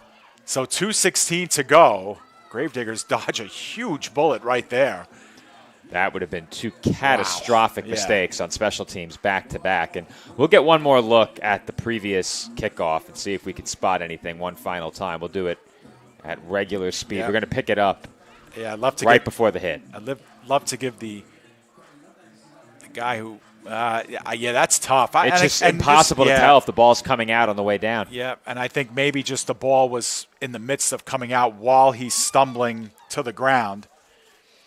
Either way, huge play, and perhaps if the Bandits go on and win this game, that's a play that we look to as being the big difference. In the shadows of the first half, the Bandits take their second lead of the game. The Gravediggers may ask themselves, did we lose? Did we beat ourselves? Right. And plays like that are a prime example of beating yourself. So they do have some time to get some work in here. They are out of timeouts. That's another part of this story here with just over 2 minutes to go. Huffin makes his own time in the pocket, somehow got away, throws in the flat, and that one's incomplete in the general direction that time of Canty. 2nd and 10. What you can't do here, Dave, is go 3 and out. Right. You cannot go 3 and out and risk giving the Bandits decent field position with 3 timeouts, because if you do that, you could find yourself in a very dangerous position where you go into the half down 2 scores. And the Gravediggers, who were ahead in this game by a score, now trail by a score, and it didn't take very long for the game to flip. And as I mentioned before, this Bandits team, we saw what they can do offensively earlier in the season, and you don't want to put yourself in a 2-score deficit against this team at home in a championship game. Yep, and you said it before, just now actually, the Bandits still with all 3 of their timeouts left. So if they get the ball back here with a minute and a half, a minute and 40 left, they have plenty of time with 3 timeouts in their pocket. and the way they throw the ball downfield. This will be a run up the middle. Canty, he dropped the ball, got it right back. Boy. Wow, that ball hit the carpet and jumped right back into Canty's midsection. Got about 2 or 3 yards on the play. But it will bring us to the 2-minute warning. We'll get one more look at that, and he lost it on the way down. That was certainly a fumble if he didn't scoop it back up. We'll get a look at it in just a moment here, but that's the second time in the last, 3 minutes of real time that the Gravediggers have nearly hurt themselves with a catastrophic mistake. Yeah. And I'll tell you what, he had a couple of arms around his midsection bringing him down, and he was still able to reach down and grab that. So good job to retain possession, but it's going to be a 3rd down and 7 here with 2 minutes on the nose. Now, if they put the ball in the air and do not get a completion, you're going to stop the clock here with plenty of time and give the ball back to the Bandits. This is a very critical 3rd down here. I think you have to pass here. I think you have to try and get it. If you do pass and don't get it, ideally you would like to complete a pass at the very least. Yeah. But the number one priority is to pick up this 1st down. Keeper not off the table either. Huffin, quick look. Now potentially might want to keep it himself. Middle of the field, and it's dropped by James. James was wide open in the middle of the field. And unfortunately, I'm sorry, it was Williams. My fault. Those dueling number 7s again. Look what I did to you. Jameek Williams, who caught the touchdown earlier, drops that one. And, yeah, it was a well-thrown ball. Huffin stayed in the pocket and waited till the very last second to get rid of it. But exactly the nightmare scenario facing the Gravediggers now. 1:53 to go. Clock is stopped. Now they finally bring the punt team in. You get another look at it here as Joe queued it up. But, yeah, it's a good pass, and Williams just has to make that catch. It was a bit behind him, but it's a catch that needed to be made. Yeah. I think that's a ball you can adjust to in that spot. Certainly not an easy catch, but it's one that you can make. Play clock winding down, but now we have whistles, and there'll be a delay of game. So the Gravediggers are going to have to back up here. And it is James who's the deep man for the Bandits. And he'll get to cheat up a little bit more. The Bandits should have the ball back in very good field position coming out of this. And plenty of time with 3 timeouts to go. Now, I'm not a man of excuses, but the foil numbers on the Bandits uniforms are what's crisscrossing me. That's what it is. Yeah. I'm perfectly fine with that as well. And they really have crossed me, especially when they're right under the lights. I don't know if it shows up. Well, I'm talking about confusing the 2 number 7s. Yeah. I should have known better on that. It's a line drive kick, end over end. It is James who takes it, gets held up momentarily at the 45, and now gets inside of Gravediggers territory. A late flag coming in from the backside. Ball will be spotted at about the 45-yard line of the Gravediggers, so we'll see what results of this.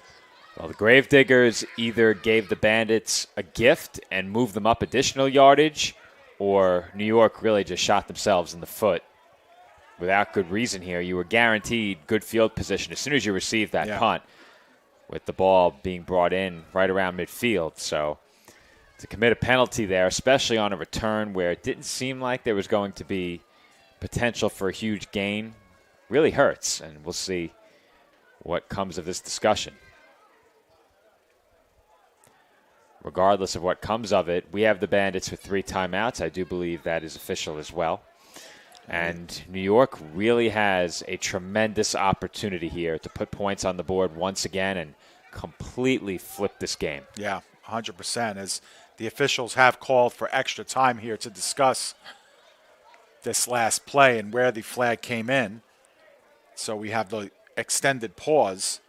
But, yeah, so many different scenarios now. The Bandits, with already 20 on the board, can, if there was no flag down, would have had the ball at the 45-yard line of the Gravediggers. 3 timeouts left with 1:41 on the clock.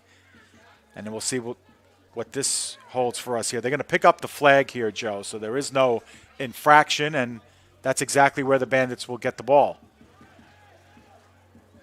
So 45 yards away from pay dirt, 1:40 and 3 timeouts.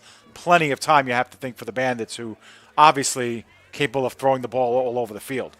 And I think the entire playbook's open in a spot like this. That matters quite a bit as well. You can afford to run it, and obviously you can look to put it in the air as well if you so choose. But I think with great starting field position and 3 timeouts, you have to be feeling pretty good if you're New York in this spot. And if you're the Gravediggers, once again, you're leaning upon that defense. They did a lot really well after falling behind early in this game, 6-0. They immediately made it 6-2 on special teams.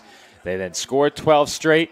But since then, the Bandits do what they've done so many times, a rally that sees them score, in this case, 14 unanswered points. And the Gravediggers hope to stop that rally right here. But New York with the football and a huge opportunity to go ahead by 2 scores. Yep. Bandits have led in the game by as many as 6, which is what you see on your scoreboard now. The Gravediggers have led by as many as 8. They led 14-6 at one point. And a game of momentum, for sure, has defined this first half. And now more lengthy discussions coming out of this now, as now the Bandits coaching staff is collected with the officials. Well, whenever the music begins playing during a timeout, that's not a good sign. Especially in my line of work at a D2 college when the music is laden with profanity. That's always a bad sign. No, that's out of control. We got the new playlist today. I had to check it for all the clean music. You always have to check. Well, I remember my days working in athletics communications. Anytime a kid came to me with a CD, because, we go back that far, the first thing I wanted to do was throw the CD across the. Right. But what I did, Joe, when I was younger, is I would actually listen to the CD on my way home, because I would always have about 45 minutes to an hour drive. What an arduous task. But it wouldn't last long, because I'd get about to the second song in the playlist. I'm like, oh, profanity. Okay, this is gone. Yeah. And I would immediately eject it out of my CD player and say, all right, I can at least give this back and say, I didn't even get past the first minute or so. It's got to go back, clean it up, and we'll give it another shot next game. There you go. There's nothing worse when it comes to the venue music than when you announce that it's time to stand for the playing of the national anthem and you're greeted with 30 seconds of silence. That has happened, and the only sound you heard for about 30 seconds were my footsteps lightly jogging around the perimeter of the gym to go rescue them because they couldn't get the anthem playing. One of my favorite stories was when I was at a championship game and the music wasn't working for whatever reason, and so the DJ who had promised the national anthem had no choice but to sing the anthem, and he did. It wasn't the best rendition, but people appreciated it so much, Joe, that everybody in the building started singing the anthem. So it was a pretty sweet memory there of the championship. Right, although that the makes DJ did awesome. have a pretty decent voice. Here we go. We start from the Bandit side of the 45. The throw in the flat, and with a fistful of jersey, making a great open field tackle were the Gravediggers. Great job that time by Junior Buto on Terrell Christian making the tackle. And the Bandits have called timeout here.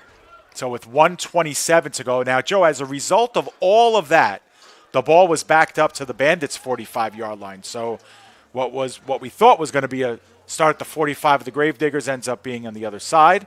First down loses a yard, so we're going to have a 2nd and 11 coming up. Well, the Bandits did give a gift, apparently, backing up on that punt. And you hate to commit a penalty there. Every yard matters in a situation like this. You have time, but now with your first play going for negative yardage following what was a great tackle to make sure it didn't go any further, you're in a position now where maybe the run comes off the table, especially on 2nd down and long. So a lot comes from just one big defensive play. A lot comes from that penalty, and in a sequence that spans only about 15 seconds of game time, that's 2 miscues that hurt you a lot. Yeah, of course. It's a good point. You're down 1 timeout now, so Bandits with 2 remaining. Up by a score, looking to go into halftime up by multiple scores if they're able to register here on this drive. They've seized momentum and looking to complete another drive. 2nd down and 11. After a long pause, Ugarte is alone in the backfield. Trips on the near side. Ugarte looking middle of the field, delayed screen, and the pass is good for James. James with a lot of speed, still on his feet, making people miss inside the 25-yard line where he stopped there. 1:13 and counting. And the Bandits are going to try and get to the line quickly. However, we do have a player down here for Patterson. Looks like Buto is slow to get up. And the clock has been stopped at 1:06. So we'll wind that back on your screen, and they'll attend to Buto down on the field. But you could see once James caught that ball, it was going to be tough to bring him down. The ball was caught, and he was moving up the field with a full head of steam. I was too busy watching him that I didn't get a replay of it. But you have to take my word for it. He had built up a lot of speed on that particular play, and I think the collision is where Buto was injured. He tried to go low and take James down, but James just had too much momentum. And how many times have we said that word tonight? Right. Momentum. Right, 100%. And you folks at home, of course, can always scrub back and see that. But that's really the first time that the Bandits have run that delayed screen, and it worked to perfection. After the break of the timeout, dialing that up, Coach Turner and his staff really doing a good job here of play calling in this second quarter. Ball almost exclusively on this side of the field now. And still plenty of time here. Just outside the red zone, 1:05 and counting now. Now the clock has started following the whistle on the injury. We are inside of a minute to go.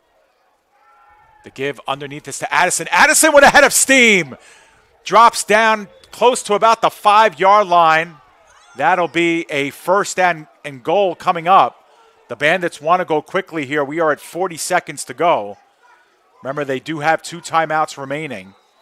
So they started running the clock after the injury. We're a bit behind on the screen. Yep, on the whistle.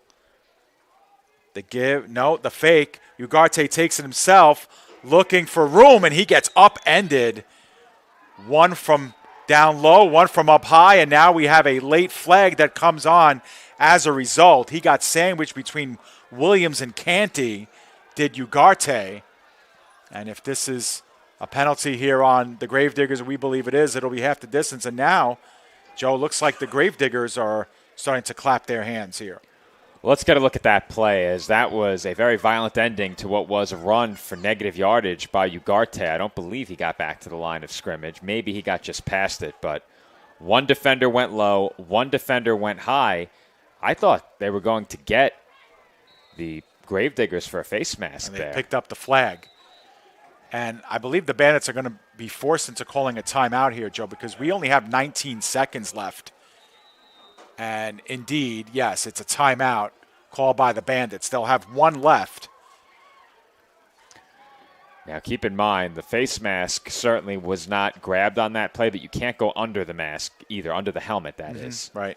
And I thought maybe that's where they got the Gravediggers for the flag, but I think the applause was for them picking it up. So either way, Ugarte certainly paid for that one. And something to keep in mind on a play like that, obviously you have timeouts, you might not consider it, but rather than take a loss, you can throw that ball away behind the line of scrimmage. Or that's just always throw it an out option. Of the end zone. Yeah, and you can avoid taking that hit. Right. That's something you don't see often at all from quarterbacks at any level. Yep. And, you know, the one thing that I really appreciate about David Ugarte, Joe, and you know, because we cover a lot of semi-pro football and we even cover the arena game, is usually when a quarterback decides they're going to run, that switch is flipped and they're running. You know, they've made a conscious effort. They're taking off. They're looking to get yards. But Ugarte is more of an extension type runner. He's more making time for himself. But sometimes that can come up and bite you, because if Ugarte did indeed elect to actually run that from the get-go, he might have had enough real estate to get forward on the play or even in the end zone. But because he kept extending, he extended himself out of the play. They come out once again with Addison to his right now, to the left of Ugarte. They play in close here. Second down and goal. 19 seconds to go. Ugarte, the fake, inside give. Good protection, reverses his field. They got a hand on him at first, and Ugarte is going to be wrestled down. 8 seconds and counting to go. The Bandits have to utilize their final timeout. And again, Joe, Ugarte looking to extend the play ends up taking a pretty significant loss, about a 12 or 13-yard loss, and the Bandits are going to be down to a final play. Well, I think the Bandits have to take a shot at the end zone now, and what looked so promising just 2 plays ago has now turned into a 3rd and goal from all the way back at around the 15-yard line. And I thought initially at the end of that play the ball may have come out as well. Fortunately for the Bandits, that was not the case. But I said it when the drive started. The Gravediggers needing to lean upon their defense now, and they've done so. And to this point, that unit has come through. And I'll tell you what, Joe, Canty makes the final tackle, but what a great job by number 3, Xavier Harris. He actually misses Ugarte earlier on that scramble and comes back and actually trips Ugarte up enough to have Canty finalize the play. Take a look at number 3 on your screen, Xavier Harris, coming in right about now. See how he loses him, but he stays with him, and trips him up just enough for Canty to catch up with him. But that's a great heads-up play. So many times you see the defender kind of fail on the play and then give himself up. But great job. And the Gravediggers now 1 play away from getting out of this half unscathed. But this is a huge play in this game. Keep your eye on this one. Likely the final play of half number 1. The fake inside give. Ugarte under pressure from the backside, making his own time, throwing towards the end zone, and it's tipped up and it hits incomplete onto the turf. A great hold by the Patterson Gravediggers to end the first half. And Dave, if their 2 defensive backs did not collide, this could have been disastrous for the Bandits. Let's get a look at it on replay. Ugarte made up his mind at the end of this play that he was going to throw it up to the end zone and give his guys a chance. He came up just a bit short. Nothing but white jerseys on the goal line and nothing but green grass in front of them. If that pass is intercepted, there is a very, very good chance that goes back the other way for a touchdown. So it ends up being a non-play indeed, or a non-factor for either team, but the Gravediggers have to feel happy coming out of this first half, only down by the single score after the Bandits were threatening there near the end of play. But that'll do it for the final for the first 30 minutes of play here. We go to the half, a great first half and probably a great second half coming for us again. Once again, the score, the Bandits 20 and the Gravediggers 14. We're going to step aside, spend a couple of minutes off of headset. When we come back, we'll get you ready for half number 2 and the final 30 minutes live here from the Joseph F. Facina Field in New Rochelle. Bandits lead the Gravediggers in the EFA Season 7 Championship at halftime, 20-14.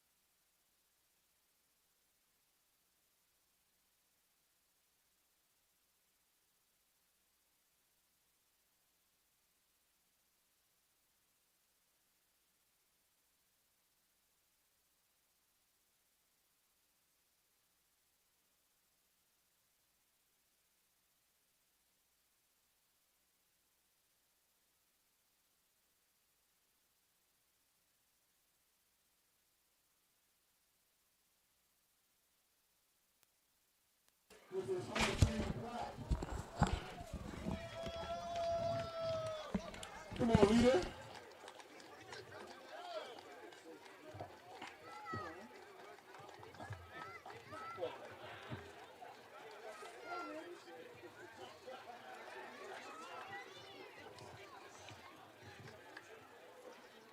Oh, I forgot, Slush. Bandit Hall of Famer. Well, soon to be Hall of Famer. No, I said edit when you came in. Soon to be Hall of Famer David Patterson. That's about it right now. See that? It would be nice to see other than championship games. We done had some bad times lately. Yeah, so you always have been at bad times or good times. It was kind of bad there for a few years. But it's good to see y'all out here today. Good to see y'all out here today. Hopefully, we can get this done. People there with their families and their kids, stuff like that. So, enjoy the rest of the show. Go ahead, DJ. We got to pay for something.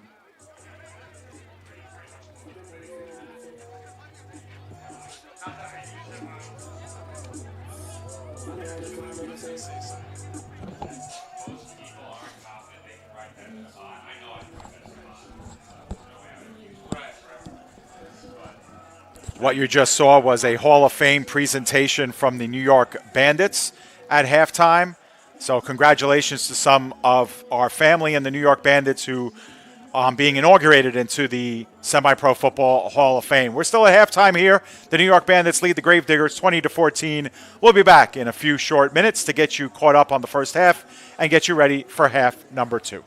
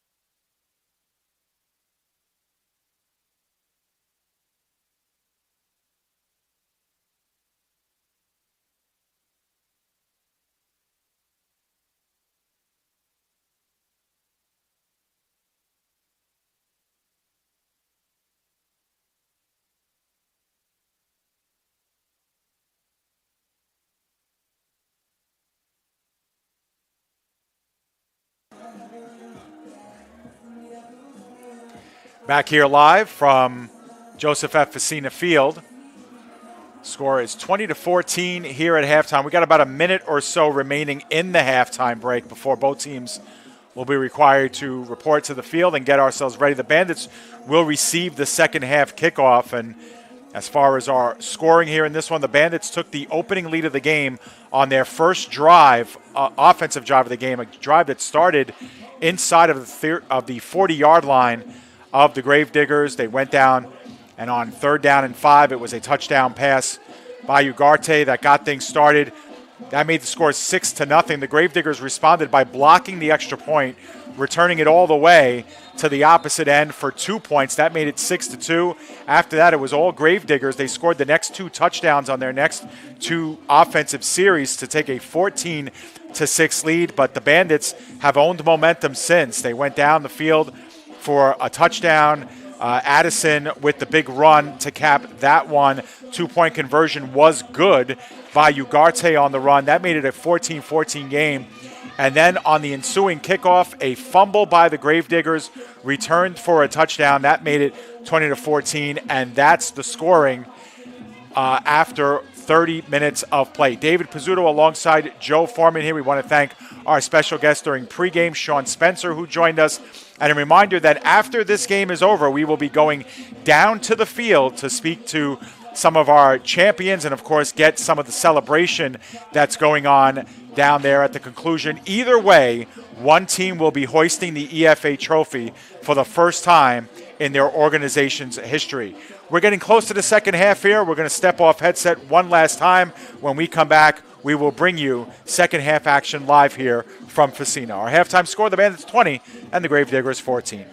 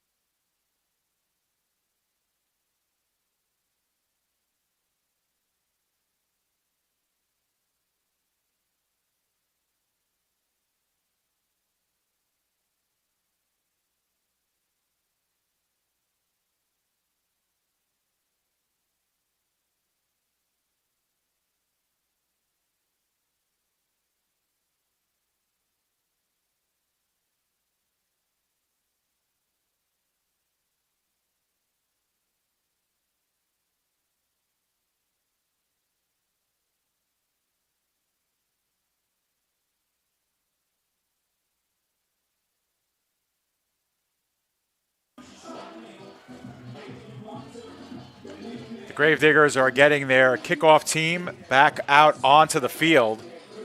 And we are about moments away from getting half number 2 started here.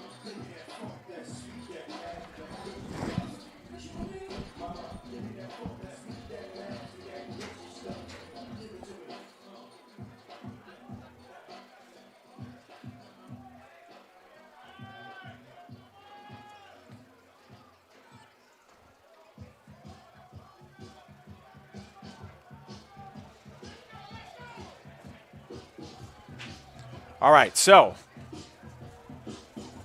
laying out the landscape here, the Bandits will be going from right to left to start this second half. They get the ball first here, up by a touchdown. And Joe, will get to see how big of a momentum factor that stand was by the Gravediggers to end the first half. A huge difference in the game, being down by 2 scores or 1 with having to kick off here. We'll see if it translates to the second half. Well, I'll tell you, Dave, if the Bandits had scored there, it would have put them in a position where they could start to think about, okay, how do we manage the clock the rest of the way? Obviously, it's super early, and we know how capable this Gravediggers offense is, but If you're the Bandits and you come out in the second half leading by 2 possessions and you manage to score, all of a sudden you're thinking, all right, how do we bleed off the rest of this clock? How much more do we really need to do to close this game out? Now you lead by only 1 possession. That thought out the window. And that kickoff is muffed, and it's gotten back on top of. It took a good, healthy bounce in front. I believe it was Montgomery who fielded that. And how is that for a huge play to open up the second half? I'll tell you what, the Gravediggers were coming in hot after that ball. Dave, once he muffed it, I thought they were going to lose it. Here's a look at it on replay. But as you said, the Gravediggers were coming in hot. And I thought for sure they were going to get on top of this. And there is no other way the return man could have gone in after that ball and picked it up. Because if he goes in anything but extremely low, he is going to get leveled, taken out of the play, and then there were 4 or 5 white jerseys in the area.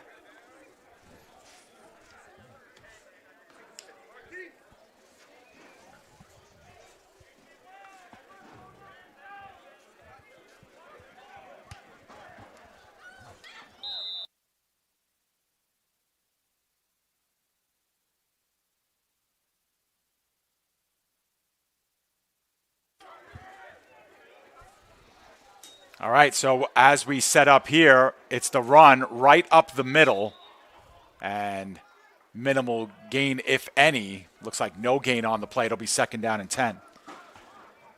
And something to keep an eye on the rest of the way in this game now. We've seen it come to fruition more than once, but the plays on special teams, what happens on kickoffs, what happens on punts, all of the mistakes that are possible, we've seen those occur so far in this game. Yeah. And I think any time the ball is kicked off, you need to have it hammered into the heads of those on the special teams unit. Protect the football.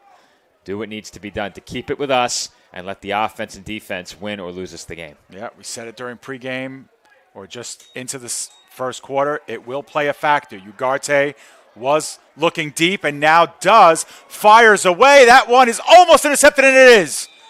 James had it, bobbled it, and then got it back again. I'm sorry, that was Williams who made the play. I'm going to continue to do that all game. But Williams, who's been a factor on both sides of the ball, and that one just was hung up there for way too long, Joe. And it looks like Ugarte got a really late, read on that and got rid of it late, and it just hung up there, and Williams makes the play. Well, Ugarte made a good decision early in this play, followed by a really bad decision.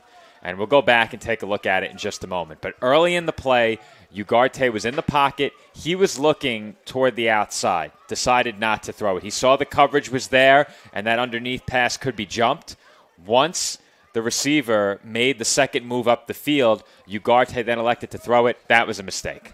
Yeah. And obviously you can see by the result of the play that it indeed was a critical error. The pass intercepted, giving the football right back to the Gravediggers, and I don't think you could have had a much worse start to the second half outside of not recovering that muffed kick. They gave the ball back to Patterson in just 2 plays. Exactly, just 2 plays. And now the give is underneath to Canty. Canty barrels ahead and gains about 3 or 4 yards on the play.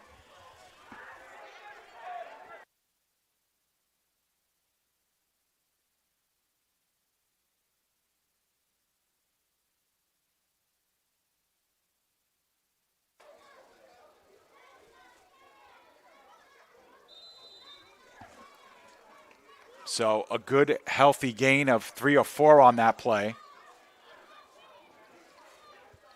Keeps at least the sticks moving forward. And after the first few drives of this game, we saw how Patterson was starting with 2nd and 3rd and long and really putting themselves in these big holes. Going back and running the football on 1st down has been real crucial for this team so far. Huffin gets the snap, the fake, and the give is to Johnson the other way. Johnson with a head of steam, and he gets through the first wave and is into Bandits territory at the 45. Is there a flag down? Absolutely a flag down. I think they may have gotten them for an illegal formation of some kind or an illegal motion because that flag came out very early, perhaps even prior to when the ball was snapped. We'll see if we can spot the precise moment on the replay. Now, the Bandits sure think it's against the Gravediggers. We're going to get an official spot, and it's against the Bandits, Joe, and it is declined. So perhaps New York lined up offsides. Offsides. That was the call. So Patterson gets it back after 2 plays to start the third quarter. And in 2 plays, they've got themselves a first down, and the ball is in Bandits territory. Still in the opening minutes here of half number 2. 12:40 and change to go.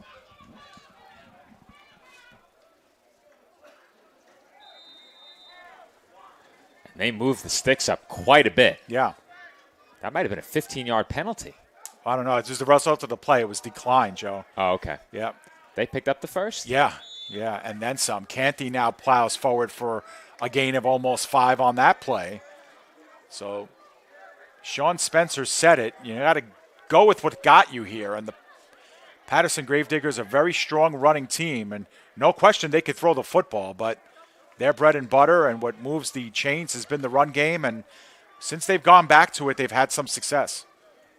No question about it. And I think running on the early downs is a good recipe for success for this team. It keeps the ball out of New York's hands, and it plays into your strengths. We've seen it all season long. When they've been able to run the ball effectively, it sets up those one-on-one opportunities, that corner route, that go route, whatever you want to call it, into the front corner of the end zone, up the sideline. Those are the passes that Huffman really liked to throw in that meeting earlier this season. Yep, and a couple of big hookups down the field in the first meeting, the game that you covered here in the corner, but they go right back to the run, and that time bottled up for next to nothing is Nasir Adams. Adams, very familiar face to us at PDF Sports Network, a member of the Jersey Bearcats arena football team that we are going to get set to cover in year number 3 later this spring. I believe that was his first rush of the day here for the Gravediggers. No gain, 3rd and 5. Long 5, short 6. We'll make it a 3rd and 6 on our screen, and you have to think that they could decide to run it here and make this 4-down territory. I think just about anything's on the table. I'm not taking a pass for granted in this spot. They work it again with the run, and the Bandits not fooled, and even on the second effort, it only goes forward for about a yard. So we're looking at a 4th and 5 coming up.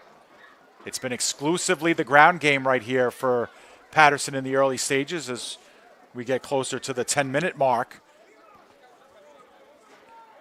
And Huffman going back and getting the play relayed into him right from the sideline. And Coach Thomas bring him back into the huddle. And if they had been, let's say, at their own 35 instead of at the Bandits' 40 or so, I don't think there's any chance they run there. Mm-hmm. But I was almost expecting a run given where they were on the field, knowing that they have another down to get it. That being said, you put yourself in a spot now where if you give this ball up and the Bandits get it back, it's not great field position. It's good field position, but we've seen the way that possession can change hands on a kick. As Canty remains in the backfield, we'll see if he's in there for protection. It looks like the Bandits might have jumped or at least encroached and forced the Gravediggers over. Both fingers are pointing in both directions. The Bandits seem a little bit more frustrated. Either way, there's going to be a conference first to see what each of the officials saw here with 9:34 to go. Well, Dave, what do you see? Let's take a look. Let's see. It looks like the left defensive end came over, forced the Gravediggers to come off, and indeed, it will be against the defense. And I agree with that call. Yeah. I know he doesn't go over the line per se, but forces the offensive line to jump off, and I think this will be enough to move the chains. Well, considering I had a 4th and 5, I made it a first down. It looks like it's actually closer to a 4th and 4. Yeah. So I think that is certainly enough, but that is a back-breaking penalty for the Bandits. Obviously, they have the lead. I don't want to speak in hyperbolic fashion here, but that definitely hurts because you had the Gravediggers in a position now where they don't need to get it, but the game changes quite a bit if they don't get it and you score. All of a sudden now they're playing from 2 scores down. Instead, they're marching closer toward tying this game and potentially taking the lead. And they still haven't thrown the football on this drive yet. So it's been all on the ground, and you just helped them out another 5 yards with a automatic first down on that one. Gets them 4 more downs at least. Huffin continues to work. Same formation, low snap, and the give is on the end around to Johnson, who plows forward for about 4. So the fake inside give, and Johnson comes around. That was the same play that got Johnson 15 yards the last time he touched the ball, and still gets him forward 4. The ball hasn't been in his hands nearly as much as it was in the last game we covered between these two teams. But when you can find creative ways to get him carries, I think that's a good way to jumpstart your offense. And they do it right there on that end around, and that will bring up second down at 6. Yeah, I think he only touched the ball 1 or 2 times in the first half, and I was wondering about that, if they were going to decide to get him the ball a little bit more. High snap that time, taken down, and here comes the other way. It was Canty, and Canty is in for the score, virtually untouched after he got past the first wave. A good shot right through the teeth of the Bandits, and just like that, the Gravediggers have tied the game up again. Dave, they're doing what got them here. Yeah. Keeping the ball on the ground. A lot of the big plays that we saw from this Gravediggers team came on the ground. Many of those were by Johnson. He picked up 4. Canty does the rest. He takes it all the way to the end zone for a Patterson touchdown, and that is a big score. Not only do they get even, but they did it relatively quickly. They got a stop on 2 plays. They put together a nice scoring drive of just shy of 6 minutes, and they did it doing what they do best. They were helped in a big way by that penalty, and that's when the Bandits will really regret later if they indeed go on to lose this game. Also keep in mind the failed 2-point try on the drop pass. If the Gravediggers convert here, that one hurts even more as well. Yeah, we said it could be 2 points. They chase all game long, do the Bandits.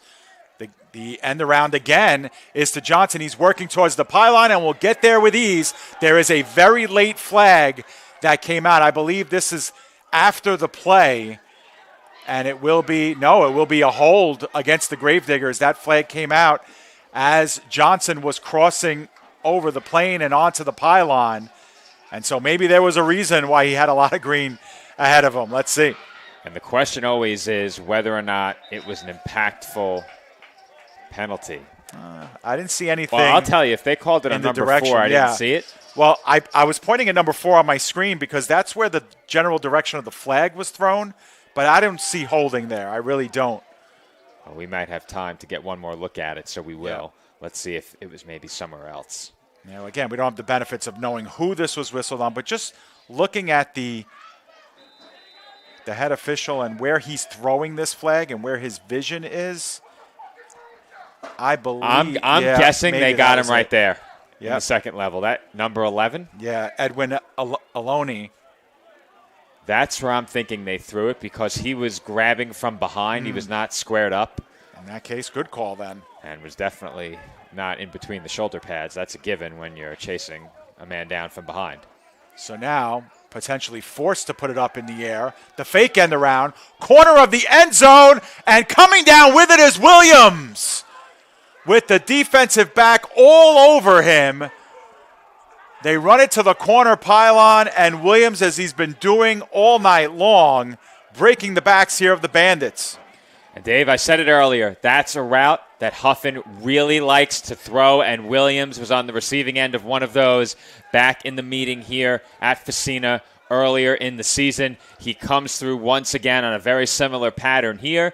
They back it up, and that gives you the chance to throw a route like that a bit easier. I think when you have that increased amount of space, that makes it easier on the quarterback, not more difficult. Obviously, you'd prefer an attempt from the 2. This, not a bad second option. We'll slow it down for one more look. Absolutely. About midway through the third quarter, and a big 2-point conversion. It puts Gravediggers ahead. There's the fake end around, and guys jockeying for position, both hands on one another, but Williams wins the battle. And taking a look at that replay, I'm curious if the route on the left side of the field was run through to its conclusion. Because if you go back, we'll play it at regular speed here. You take a look at that middle safety, and he begins to break toward the other side of the field. So he was moving away from Williams. That left the one-on-one coverage. Yep, I think he was breaking there, Joe, because of the fake end around again that was going to Johnson in the backfield. Yep. All right, so here we go. Midway through the third. The kickoffs have been a little bit of an adventure both ways now, so this is another big play to keep our eye on here. Yeah, and I said that before when that fourth down play came up. Kicks have created some very precarious situations for both teams, and if you can avoid being on the receiving end of a kick, be it from a defensive play or anything else that allows you to take possession without having to field the kick, at this point in the game, that really is a great benefit to you. The Bandits now have 3 players back, lined up pretty much in line at about the 20-yard line. Oh, they may kick this short in front of them. Yeah. Look at all the space between the 30 and the 40 along the sideline. And it is a high towering kick that's end over end at about the 15-yard line. Looks like it is Montgomery who gets hammered and broke through and got an extra couple of yards. At the 30-yard line is where the Bandits will take over. And for the second time in the game, they are down in the scoreboard. They fell behind by as many as 8 in this game and came back and had a 6-point lead. Let's see here if Montgomery was more on the receiving end of this hit or if he was the one dishing out the hit. I think he got stood up right there, and then he continued to turn the legs. That's a truck stick right there. Yeah. That was a truck stick, not a hit stick for all of you Madden players out there. Don't call it boom tech, though. That was just a terrible, terrible addition to the game. That's as much Madden as I'll speak tonight. I haven't really played Madden since the 2020 edition, I believe. And They changed the physics and called it boom tech. I call it really bad gameplay. Really bad. Physics-defying ball carriers and receivers. And you have players in just precarious positions. Not good, not good. So here we go. Addison is in the backfield with Ugarte, but Ugarte's throwing all the way. Little bit of pressure. He steps up, throws it over to Christian. Christian, nice move at about the 45-yard line, but gets hung up there. First down for the Bandits. Great start to the New York drive. We've seen a lot of good pass protection from the Bandits in this game. Ugarte has had time to read the field and deliver over the middle. Those routes take time to develop, especially if they're in breaking from the outside, and that was the case on this play here. When Ugarte has had time to throw, he's been very successful tonight, and he had a good time there. Remains out of the shotgun, short drop, and the throw in line, and that's going to be close to another first down on the Gravediggers side of the field. Catch was... They got it, and they are hurrying. Yep. So we'll get a very quick look at this one. As I did hear a whistle, but it looks like play will continue. Yeah, it will. Ugarte, again, steps up, goes towards the sideline, and the catch is made and finally touchdown at about the 21-yard line. It's a nice play through the outstretched arms of the defender. Catch was made by Jenkins, and then Jenkins had the wherewithal to get right back up and attempt to start running. That's why we didn't get a clear signal for a moment. Yeah, he's still looking. And how about this drive by New York? Yep, with pace, all in the air. Ball's officially at the 20, so in the red zone they go once more. Do the Bandits. 6:30 remaining in the third quarter. Now they run it with Addison. Addison shuffling towards the right side. Turns it back to the inside. Levels the shoulders and get closer to first down. He's still going. And finally taken down. But it's a touchdown.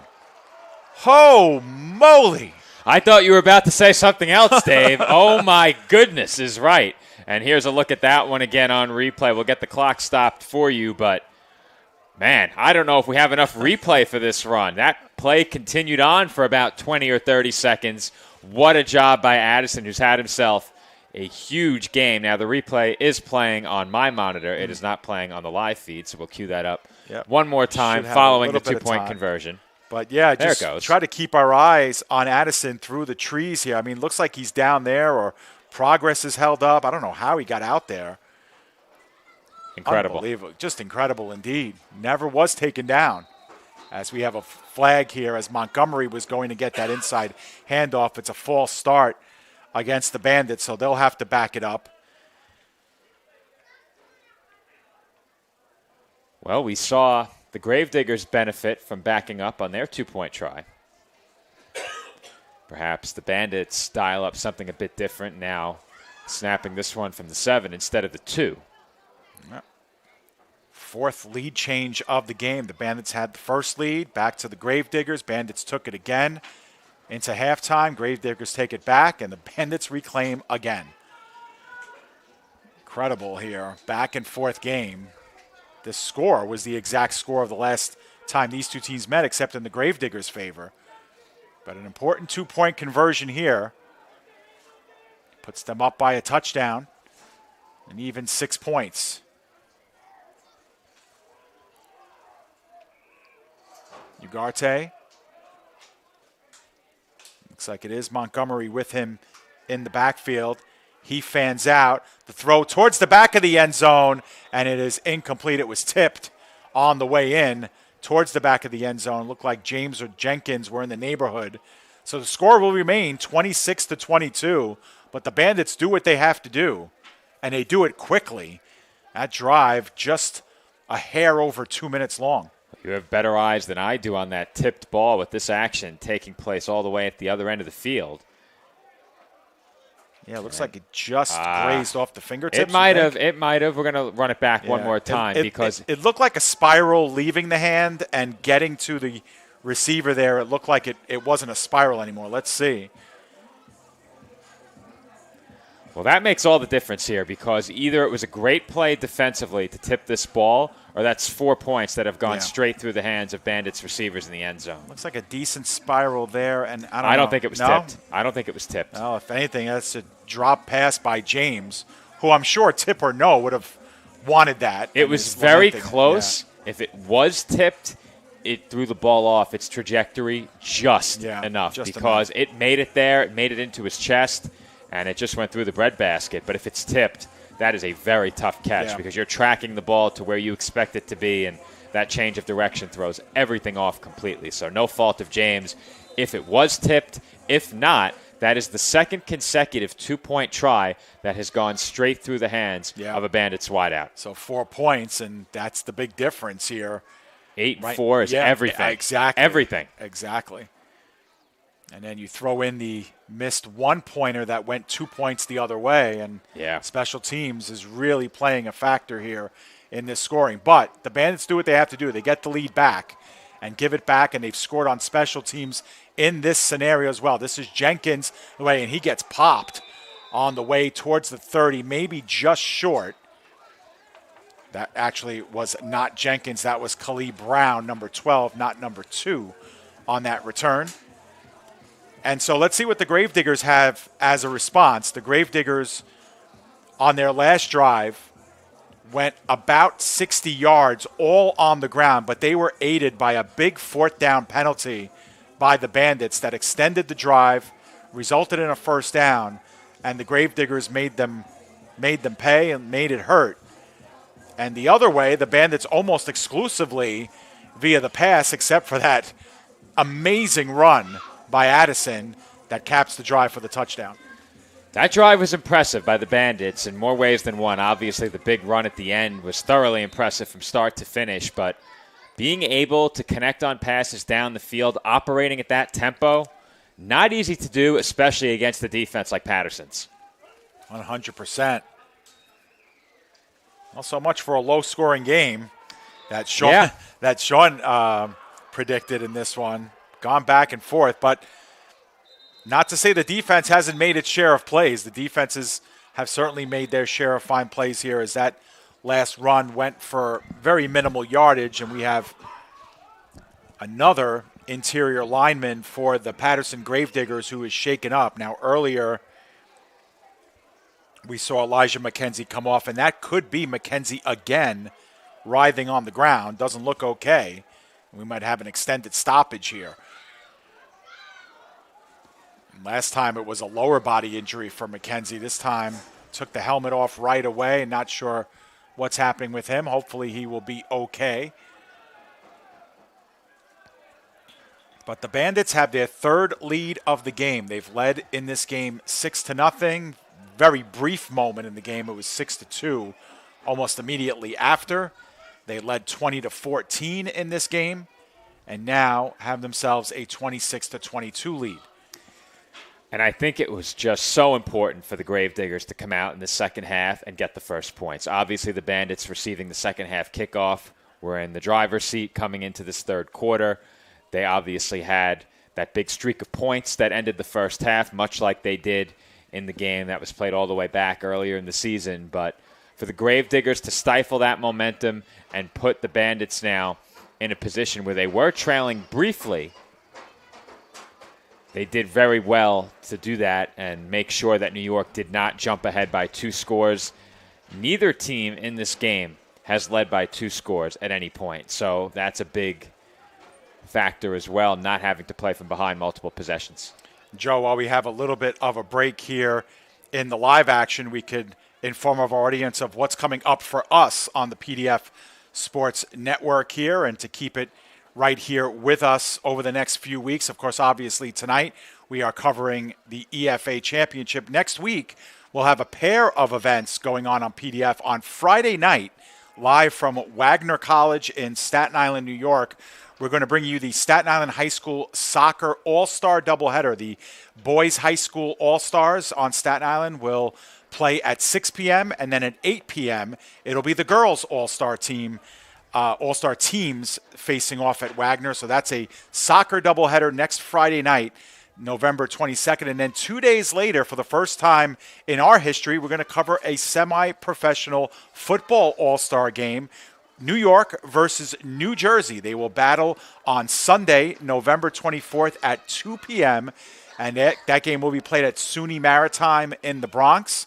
And we will be there for that one. And a little grudge match of sorts. Who is better, New York or New Jersey? They'll settle it right here on the PDF Sports Network. And then, of course, Joe, you and I and so many more of our staff on tap for Rockets hockey on Bridgewater, at the Bridgewater Sports Arena in Bridgewater, New Jersey. Their season extends all the way through March and then the playoffs in April. All of those games are on flowhockey.com, part of the Flow Hockey Network.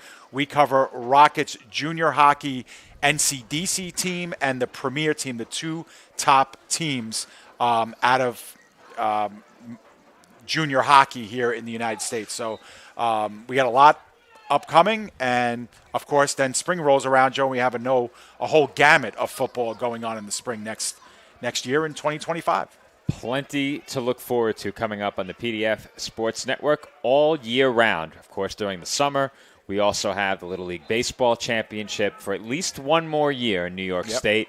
We'll then see where they decide to move the venue to following their third and what we expect to be their final year on Staten Island. But either way, we expect to be there for that again as well. You mentioned the Bearcats and perhaps even some women's professional football next year as well. We covered that a couple of years ago. Unfortunately, the Tri-State Warriors didn't field a team this past year. They expect that to change ahead of the upcoming season. So we have that to look forward to as well coming up on the PDF Sports Network, in addition to a plethora of semi-professional football. Yeah, we'll make official announcements on our social media pages, but we are going to be the official broadcast network of the New York Crusaders of the Big East Football Conference, and also the Shaolin Hurricanes out of the Staten Island borough. We'll be covering both of those teams that operate out of the Big East, their official football provider.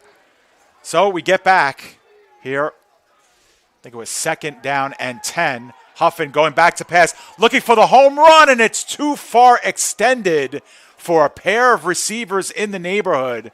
Adams was there along with Richard Gutierrez, and that was a heavy arm there displayed by Huffin. I mentioned it earlier, and we saw it on display specifically on that 2-point try, but Huffin can certainly throw the football. He's a threat through the air, and he likes that sideline route up the field, as once again our software is playing tricks. There we go. There we go. I think I'm just too quick on the controls. I think that's it. I have to slow it down just a bit. Yeah. For a second, it looked like it was a 2-on-1 back there that was going to go up for that jump ball. It did look like that. Yeah, but pass was too far extended, and now it's 3rd down and 10. And for Patterson, they went and scored a touchdown their first drive here the second half, all on the ground. Now almost forced to put the ball up in the air here on 3rd and 10. And it is going to be the end of the round, and it's fumbled in the backfield. Ball is still down, and the official signal is that it will be 4th down here, and a huge loss on 3rd down. And now a very late flag coming in. I think this is going to be against Patterson, as Shamar Freeman was passing right in front of the referee who threw that flag as he was being passed by Freeman. So perhaps something was said there. A lot to unpack on this play, Dave. I think first and foremost, this is a look now that the Bandits have seen 3 separate times. Right. And I'm not sure that's where you go to it on 3rd down, backed up in your own territory, because if it doesn't work out, now you have to punt. Yeah. And you don't have 2 plays to get this unless you get close. I think if they got very close, they might have considered it. But that consideration, of course, isn't there now. And on 4th and about, I had it at 22. We'll see if that changed here. It looks like the Sticks are now back to a 4th and 10. There may have been a personal foul on the Bandits at the end of the play. Right, which puts the ball 15 yards further up this part of the field, and I think that's exactly what happened. So I was generous. I gave them a loss of 12. It was a loss of 15. And are they going for it here, Joe? On 4th down? I mean, oh, no, it's first down. Automatic first down, Automatic. Joe. Yeah, because of the personal foul penalty. Wow. In unison. Yeah, you owe me one. Man, if one of us yelled jinx, the other couldn't speak. Rest of the broadcast, solo show, nobody wants that, including us. Right. So how about this for a break? You get caught for a loss of 12 on 3rd down and 10. Obvious punting situation. You get an automatic first down. That's the second big penalty of this half for the Bandits that have given the Gravediggers a first down. And there's one in the middle of the field, and Johnson's there to make the catch. Promptly put down by the Bandits there in the open field. I think it was Jernigan on the tackle, Dave. And 1 versus 1. That is a very important tackle, because if you give Johnson the chance in the open field, watch out. That's trouble. Yep. And you'll see it here on the replay. There were defenders behind the play. It wasn't as if he was the last line of defense, but he's the only one who's very close when contact is made. If he misses that tackle and Johnson is able to continue forward without being slowed, big trouble. Yep. When they say the Bandits have 2 or 3 quarterbacks on this team who can all throw, Jernigan's one of those guys playing defensive back here. The plow up ahead by Canty. You know what? I think we covered Jernigan playing quarterback with the Crusaders, as well. Yep. And he played at quarterback too earlier. Was in he the quarterback of the Patriots in that game that we covered against New York? I think he was. Probably. Yeah. I think he was. I think he quarterbacked the Patriots to a win in that game. Yeah. I think that was 2 years ago.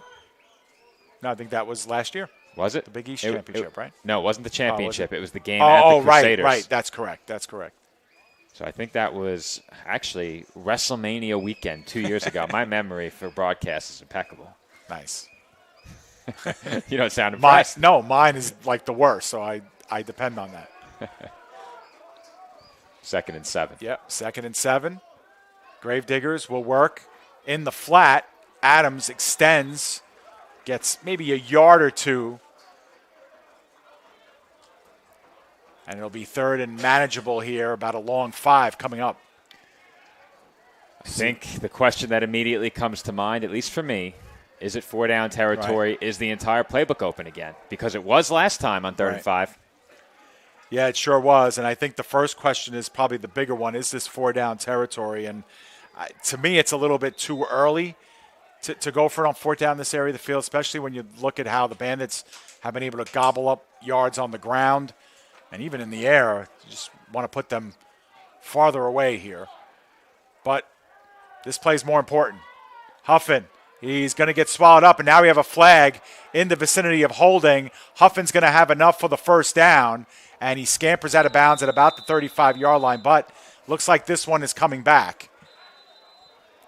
And so the Bandits, who have had a couple of big calls against them in this half, are going to get the benefits of, we believe, what will be called a holding here. It was indeed a holding. It was signaled. Yep. So that'll make it a 3rd and 15 coming up, and will erase the first down run by Huffin. So much for 4-down territory unless they get close. And, I was with you, Dave. Unless they got very close, I don't think you go for it there. I think you pin the Bandits back, and we've seen how easily a miscue could put you on the doorstep. And in a one-possession game, I agree. I think it was too early to consider it. But if they get close, they might think about it. And I think the thing that changes on this upcoming play is that obviously now the run probably is not on the table here unless you're thinking, okay, we're going to punt this away and play defense. Mm-hmm. There's 1:51 to go in the third quarter. The time on your screen is official. And I think they were winding the clock there, and indeed they are. So clock is running now inside of 2 minutes to play, quarter number 3. Big play here in the late stages of the third quarter. Huffin will give it up to Canty. Canty, head lowered, gets a good chunk of yards, but well short of the first down. It'll be 4th down and looks to be about 6 or 7. Maybe a little bit more than that even. They'll give them 4th and 7 for now. Yeah, they were moving the sticks prematurely there. Now they reset them where they should have been. So it is 4th and a long 7, it looks like. And it looks like they are going to go for it here. Well, Dave, that was what I thought the punt and play defense play call. It was a straight draw play, not really much misdirection or trickery as the clock is stopped inside of a minute. Yeah, and it's Patterson that calls the – oh, is it injury? Injury. Oh, okay. Injury timeout. Okay.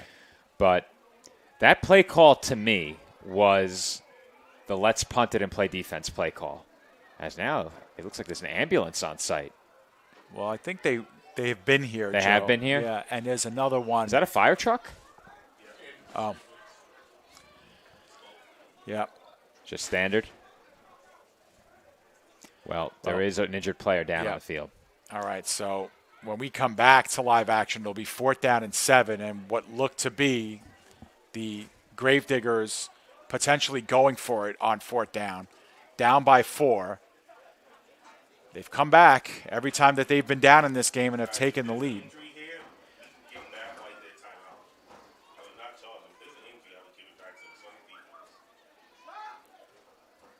Now, from what we heard, the Gravediggers were calling a timeout, but they could give that one back because there was an injury, and we'll see what ultimately happens with that.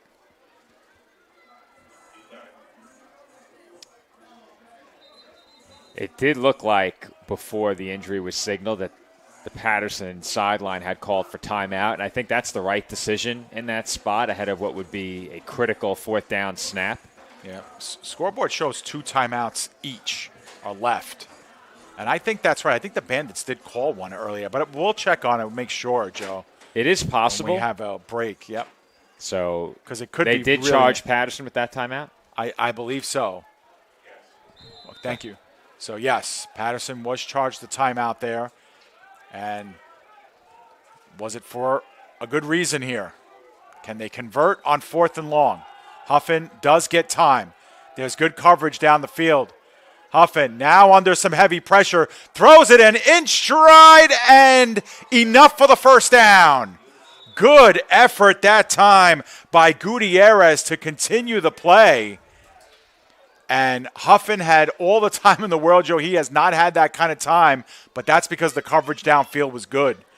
Well, Dave, they rushed 3, and they had a 4th spy in there. You look right here. Maybe that was actually the man assigned to the running back. There's the spy who comes in. So there was a spy on the play, and Huffin did a great job to stay disciplined in the pocket. He did not try and roll out. If he had, I think that play dies on the spot. He stayed in the pocket, allowed his offensive line to do their job 5-on-3, and when the 4th man came on the rush and the pressure got there, he was able to find an open man on the crossing pattern, on top of that, a great job to keep that play going and pick up the first as well. Yeah.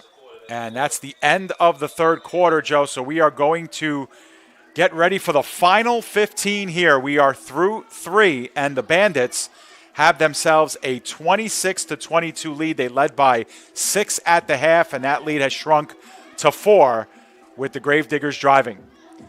Well, they have to switch sides. They don't have to go very far. Right. We are lined up right near the midfield stripe, and this drive, obviously a huge one for the Gravediggers, and I think if you're the Bandits, it's just as big a drive defensively. 1 possession game, fourth quarter, EFA Championship. It doesn't get any bigger than this. Absolutely. We were promised a good one, and that's exactly what we've got.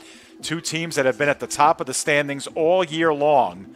The Gravediggers, officially the EFA's hottest team. They haven't lost since early September. It was a game right after Labor Day weekend, the weekend after.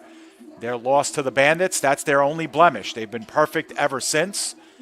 A run that included a win over these Bandits just over a month ago, and 3 wins over the New York Dolphins, who finished in 3rd place. The Dolphins' only losses this season were against this Gravediggers team. And going up against the Bandits, who've basically been a machine since the season started, and their only snag was that 26-22 loss to the Gravediggers towards the end of the season. In fact, it was their final game on the field. They did have a forfeit win after did the Bandits against the Mountaineers, but they went into the playoffs on an L, did the Bandits. They regrouped really nicely, came back out, beat the Demon Knights 32-6 last week in a game that we had here for you on PDF. Gravediggers sweat went out last week, 16-8 over the Dolphins to get here. And the final 15 will tell us who will be crowned champions for the first time in the EFA. The Gravediggers in their first season in the EFA, the Bandits in season number 7, playing in their first championship. Here we go, 1st and 10 as we start quarter number 4. Canty, good move towards the inside, but he's held up for a gain of only 2.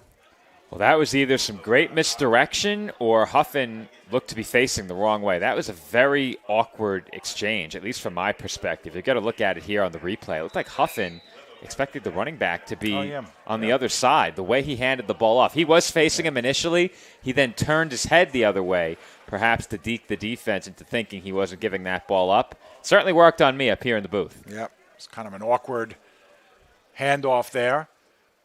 Went officially for a gain of only 1, so it'll be 2nd down and 9 coming up. Gravediggers have had a lot of success tonight running the football. They've been bottled up a couple of times, but otherwise have been able to rip off 4, 5, 6, and 10-plus yard gains in this one. But you have to respect the arm of Huffin as well. He's getting good backside pressure, now has to roll out of it on the run, and it is caught.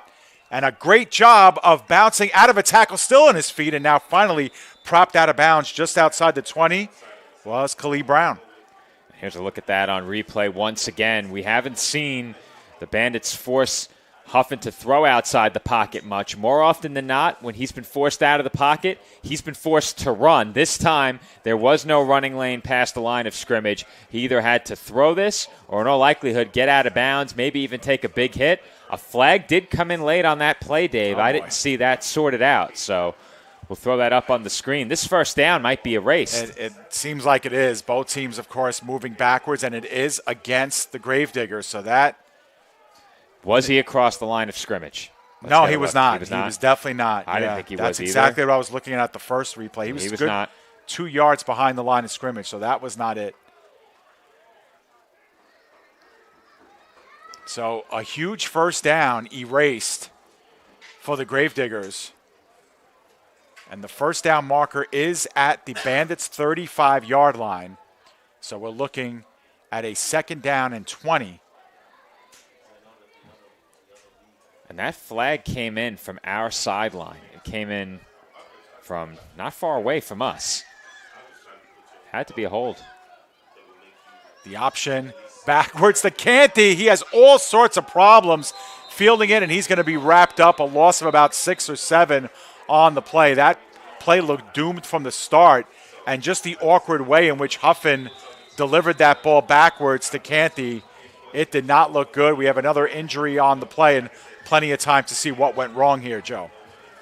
Well, by my estimation, just about everything went wrong on this play except for Canty fumbling the football. Thankfully, he did not, if you're a fan of the Gravediggers, because in a situation like this, obviously, it is second down and very long.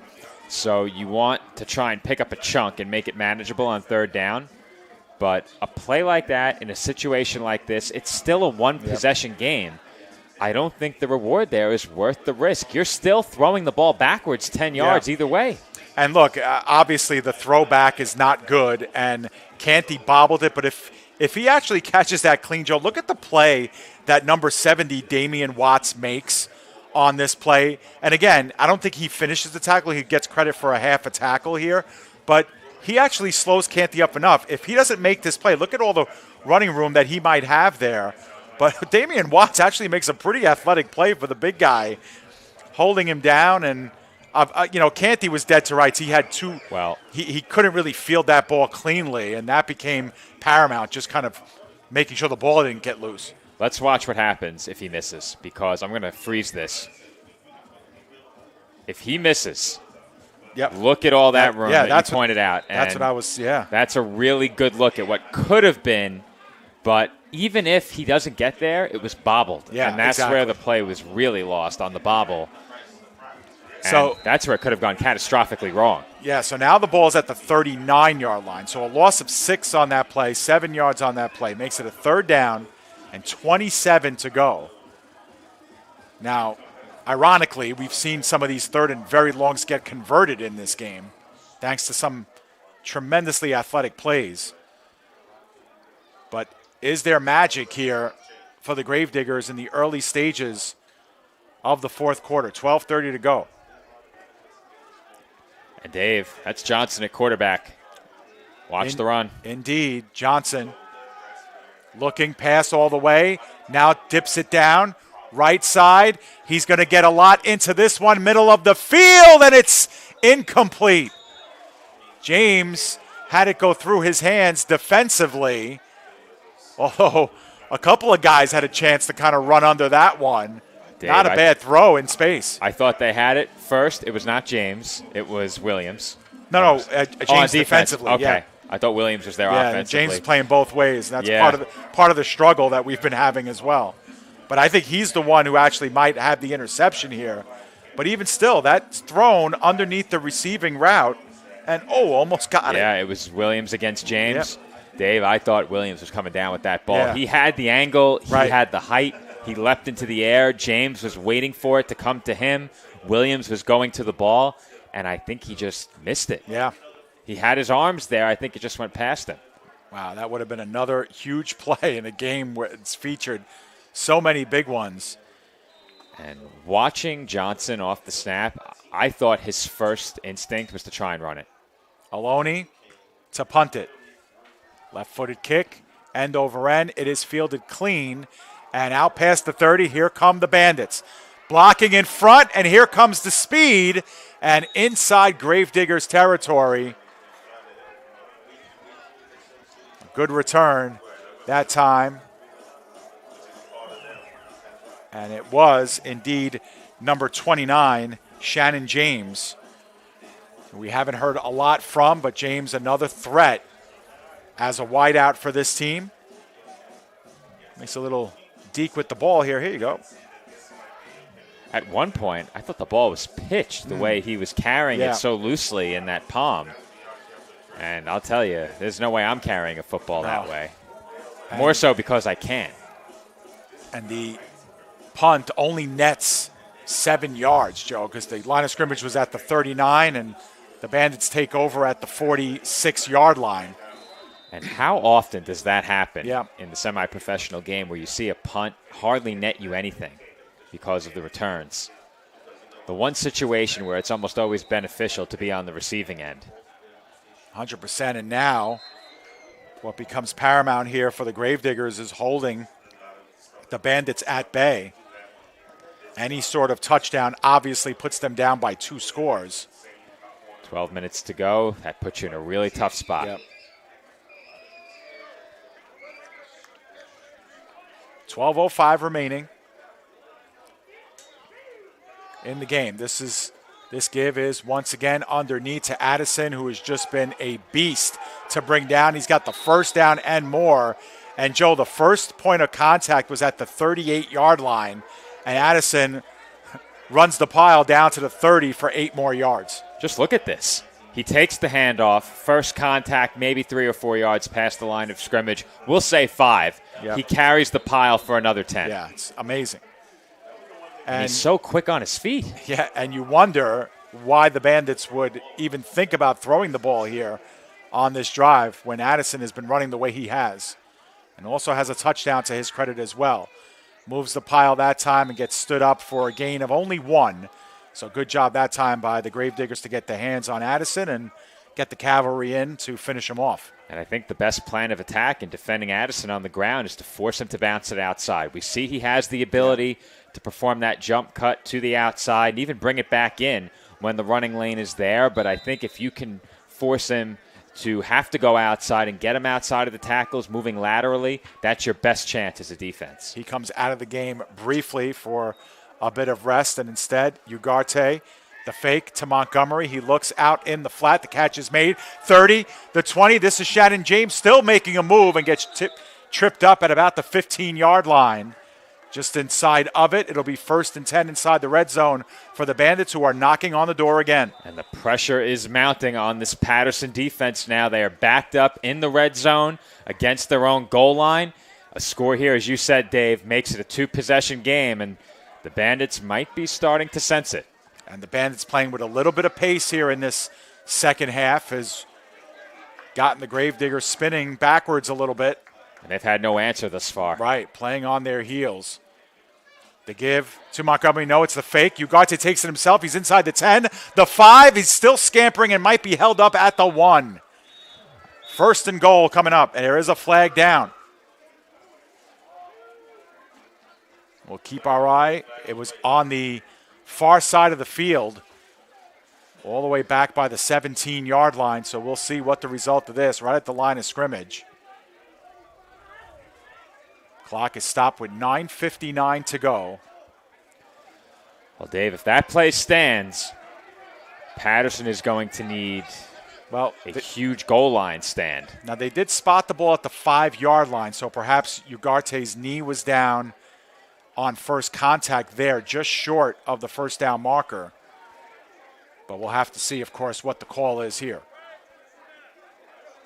It was prior to the snap, a false start on the Bandits. So that'll wipe away either a 9 or a 14-yard gain, and it'll be 1st and 15. Well, you know at this point, down in the red zone, it's 4-down territory all the way. Right.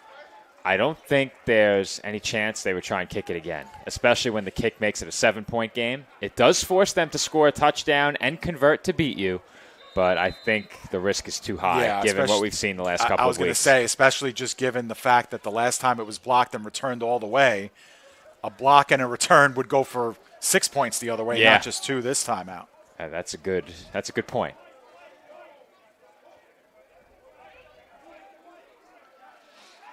The pass in the flat. It is caught by James. James ahead of steam at the 5, lowers the shoulder, touchdown. And the Bandits are up by 2 scores. What a great play design to set up that touchdown. We're going to get a look at it here on the replay, but the blocking set up to perfection on that screen pass, and there was never a doubt this was going for 6. Look at how well this is set up. Yeah. Your guard and your tackle both out there. They got way downfield very quickly.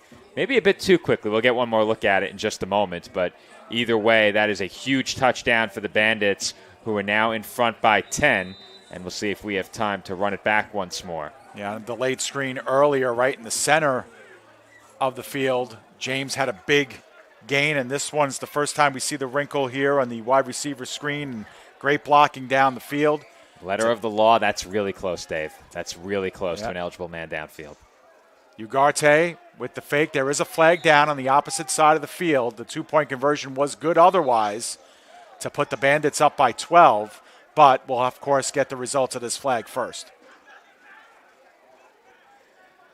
It looks like the teams are leaving the field, Dave, so I think this one might be standing. Yep. Which would make it a 12-point game, and I think that is the case. So we'll put the points on the board. He's our official there on the backside, still making his case. Ugarte is the only Bandit on the field, so what we'll do, we'll take those off. And we'll see what results of this. Right now it's a 10-point game. Well, I think the worst case for the Bandits is you'd have to run another play. Right. I don't think they would be without another chance. Obviously, if this is against the Gravediggers, it'll be declined, and the points will stand.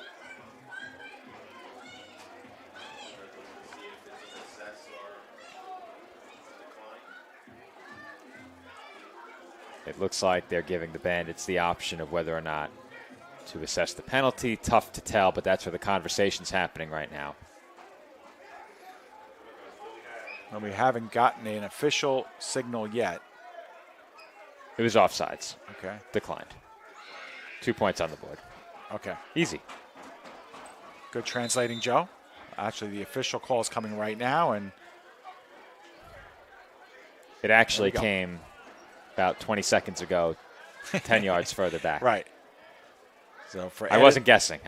So for added emphasis, those 2 points will stand. It's now 34-22, and the Bandits, after the play, there was an unsportsmanlike conduct penalty called against the Bandits. So I think that might have been the reason for the conference, Joe. So they might back up this kickoff here. If there was anything you could do to let Patterson back in the game, a 15-yard personal foul is at the top of the list without the ball in your hands. Exactly. And now the chances, of course, of getting good field position, obviously, is on the table here, and needing 2 scores in 9.5 minutes. Obviously, that's an eternity, even with 2 timeouts. But a short field would definitely help. No question about it, and I think you're at the point now where the entire field is 4-down territory. That probably goes without saying.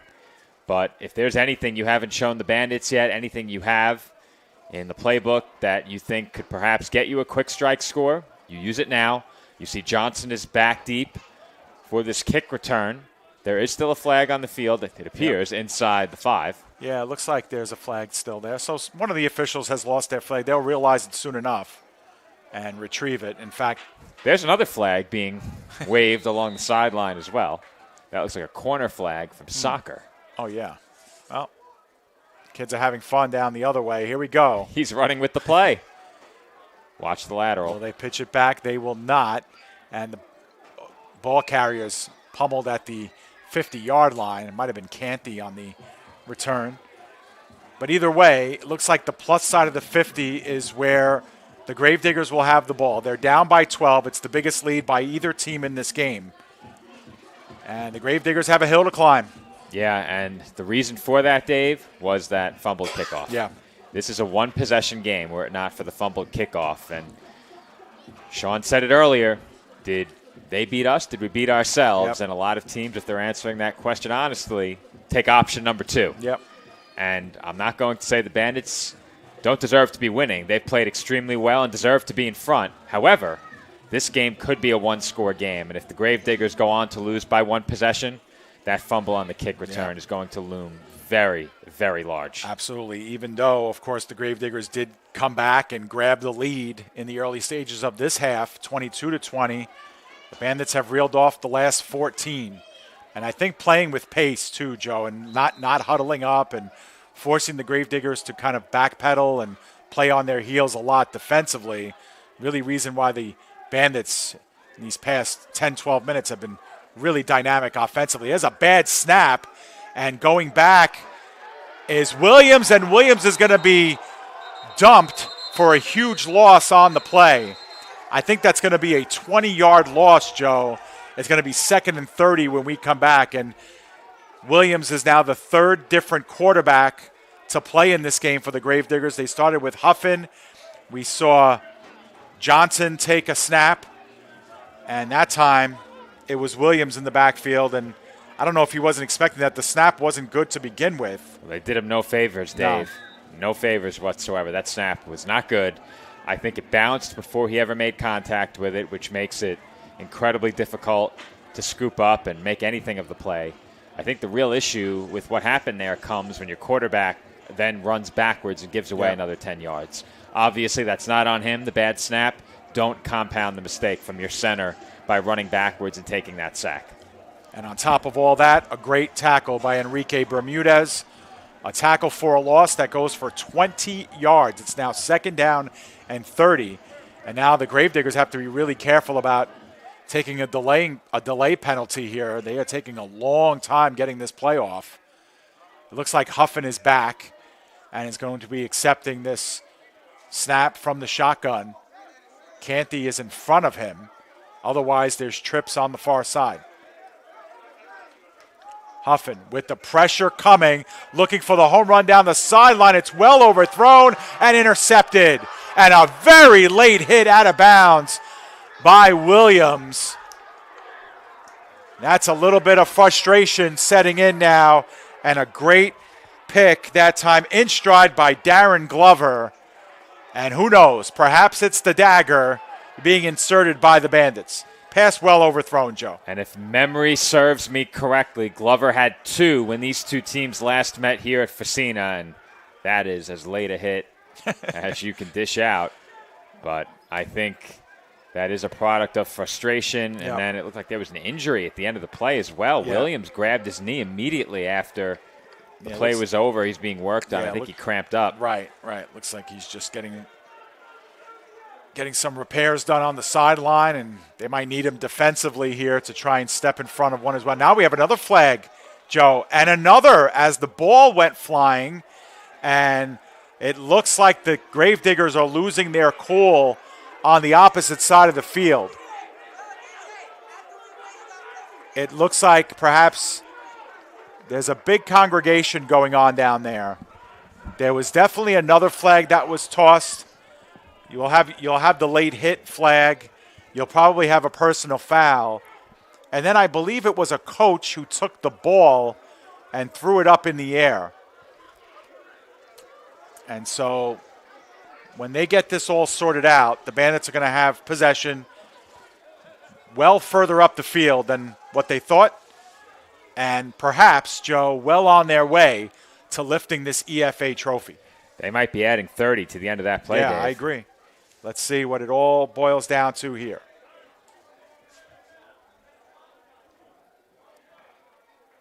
Late hit out of bounds. First one, then there's a personal foul to add to it.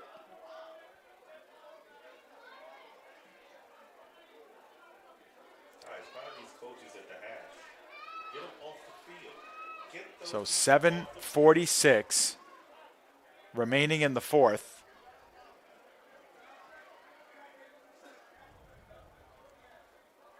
And we'll see where this ball finally gets spotted at the end of all this. And hot on the sideline, too, is Lamar Johnson. He's right now exiting the right of your screen. He just came off of your screen, but he, too, was getting into it on the sideline with some of his players. And, you know, Joe, there's still time in this game. And, you know, we've seen games where there have been big comebacks before, and you know, you understand sometimes the frustration of having a lead and then losing it and now being behind by 12 on the scoreboard. But the Gravediggers still have a game to play here. And if they can get a stop and the ball back, this game is not over. And, Dave, I think that sentiment would have held very true if they had given up 30 free yards. Yeah. Well, that that certainly doesn't help. And, you know, going negative 20 on first down, too, when they did have the ball just now, of course, it's the kiss of death. I mean, it's really hard to pick yourself off the mat. The pick would have put the Bandits at about their own 30, maybe the 25. Now they have the ball at almost the Gravediggers 40, and you can't do that if you're Patterson. Absolutely not. And again, if you're the Bandits, the way they've run the football, and they will continue to do so here, and the pack moves forward. Montgomery with the carry that time, gets about 5 more yards. I think that was actually Hollington, Dave. Really? I think that's a 3.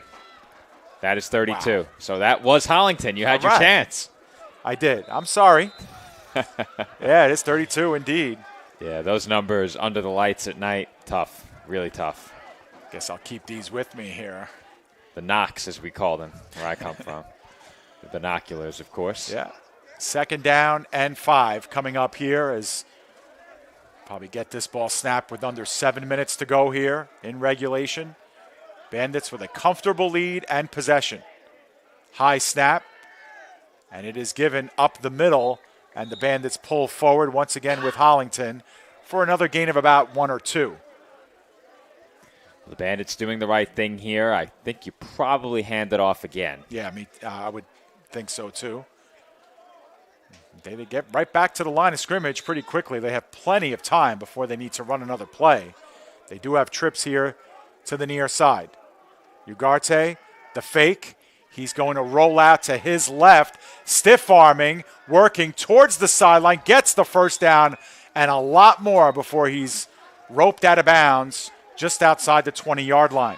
Well, Ugarte has showed off his entire range of skills tonight. We've seen some great passing. We've seen his ability to extend plays, and we've seen his ability to carry the football. He's done it all for the Bandits tonight. And Sean mentioned during the pregame, look at the quarterbacks. Whoever has a great game, his team is in great position. Ugarte has had himself a really good game tonight. Ball's at the 23-yard line, 1st and 10, another high snap. Ugarte will take it himself, gets wrestled down after a sizable loss on the play, loss of about 5 or 6. Devontae Taylor was in the backfield that time with the Bandits as they get fresh legs in. We do have a timeout here on the field. It was called by the Gravediggers. It was called by the Gravediggers, so they are down to 1 timeout remaining. Loss of 6 officially on the play. It'll be 2nd down and 16. So we threw a time up on our screen to the audience at home for the Bandits as well because the scoreboard has them with 2 remaining. So okay. Figured get that in right now. We have the Gravediggers with 1 remaining, the Bandits with 2. So 5:45 to go here in the 4th. Reminder that when this game is over, we will go down to the field, and for our trophy presentation, we'll get some words from some of our players as well. The mention of an MVP in this game could be any host of players. Addison comes to mind right away. Just the way he was able to grind out hard yards on the ground. That touchdown was something special. Errol James, of course, David Ugarte. You always think about quarterbacks in this situation. Take your pick. They've had a lot of good players, of course, if the Bandits are able to hang on, and they seem like they are in control. 34-22, 2nd down, 16 coming up. Do you run it twice again? I would. I certainly would. Ugarte with the fake, and the throw in the flat was incomplete.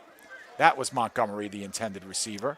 Now, that's not a bad second option unless you do that and throw an incomplete pass. It Yeah. was open. It was not going to be a big gain, but if you complete that pass, at least the clock continues running. And on that play, obviously the throw fell incomplete, and now the clock has been stopped. Yep. If you do end up in a 4th down, what do? Punt it through the end zone? No, I would probably go. Just go? Yeah, I would probably go. Yeah. I mean, they are inside the 30, so you'd only net about 9 yards. Exactly. Yeah, Yep. you probably just go.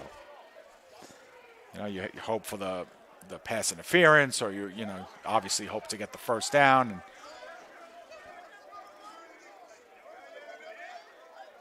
going to be hard either way for the Gravediggers, but they need a big play. Certainly love a turnover here and something that their defense can spark them to here. And we do have some whistles, and let's see what our stoppage is here. Delay of game. Delay a game on the Bandits, so that'll back them up 5 more yards. So now they'll be looking at a 3rd and 20.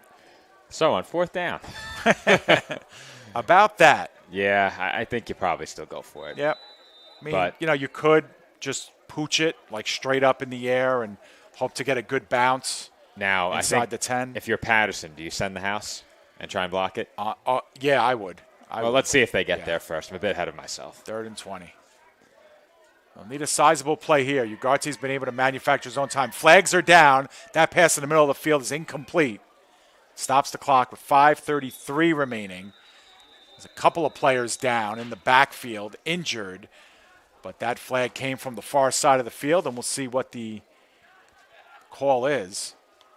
wondering if Ugarte thought maybe that was a free play and just tossed it into open space.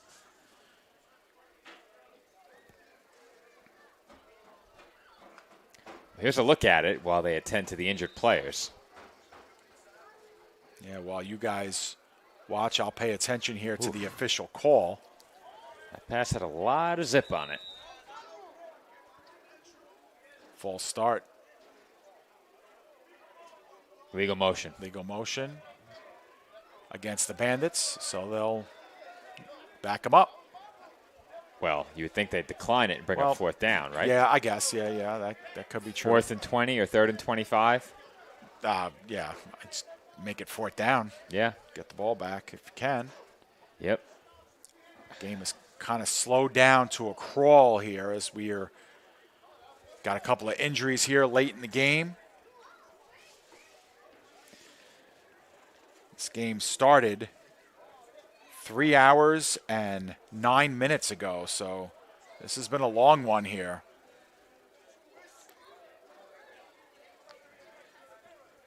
Yeah, it doesn't look good down on the field right now. A lot of Bandits down on a knee around the injured player who we cannot make out through the crowd. He has not gotten back up to his feet yet. Meanwhile, this gives the Gravediggers some time to maybe script what will be their next drive, potentially their final drive if they don't work quickly. So they need to figure out exactly what the plan of attack is going to be, whether they get the ball at the 20 or perhaps a bit further up the field, depending on where the ball ends up spotted after these penalties are sorted out. But if you're the Gravediggers, obviously you have to have 2 scores, and you have to have both of them in a very short span of time. It looks like I thought maybe they updated the timeouts up on the board, but that's something completely separate. We have Patterson with 1 timeout and New York with 2. The stoppage will continue here as now it looks like players are exchanging words out on the field. On the field, yep.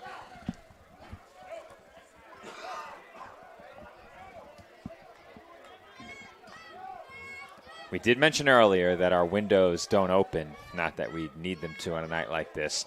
There is one section of the room where the windows do slide open a bit, but in front of us is a giant glass window pane, so we can't make out what's being said down on the field. Nope. I've always wondered whether or not we put a shotgun mic on top of the camera to try and pick it up, because those would work if you affix it to the top of the camera. Do we want that? Do we not? You never know. It depends on the game you're covering. I would presume the injury is at center because right now the Bandits have a backup offensive lineman, Tom Cruise, practicing his snaps to Ugarte, shotgun snaps. Well, Joe, we should mention that this championship has officially taken over as the highest scoring championship in EFA history. That previous mark was held by the first ever EFA championship. That game ended 30-24. It was the Red Devils, Long Island Red Devils, beating the Sharks by a score of 30-24. Now, I was looking, curious how many of these championships were decided by more than one possession. So we had last year's and then a few years back further than that in 2020. So last year was 35-20 in favor of the Bears. 55 points between the two teams. That was the highest scoring one was last year. It beat the one from they're at 56 now. And they're at 56, that's what I'm saying. So we have officially taken over as the highest scoring EFA championship. Of course, we had a few that were decided by just a couple of points back in 2021. The Pharaohs beat the Red Devils 8-6. That was the championship before we came on board, and the Pharaohs repeated as champions with an 18-16 win over the Gators, which was our first EFA championship call. And, of course, last year the Bears winning it, but we're going to have a brand new champion no matter what. Obviously, this year we knew that coming in for the 3rd straight year. And what a story about the Bandits. You know, Sean mentioned it, but previous to this season, the Bandits had lost 18 straight games on the field. Now, there were some forfeit wins in there against teams that obviously had suspended their seasons and all that, but the Bandits on the field had lost 18 straight games. Their last win, I think, was in 2021 coming into this season, and boy, have they really rebounded, adding a piece here, a piece there, and what you get out of it is what promises to perhaps be a championship. Now, it's 4th down and 20 yards to go. The clock has started to run following the injury. Crowded backfield here.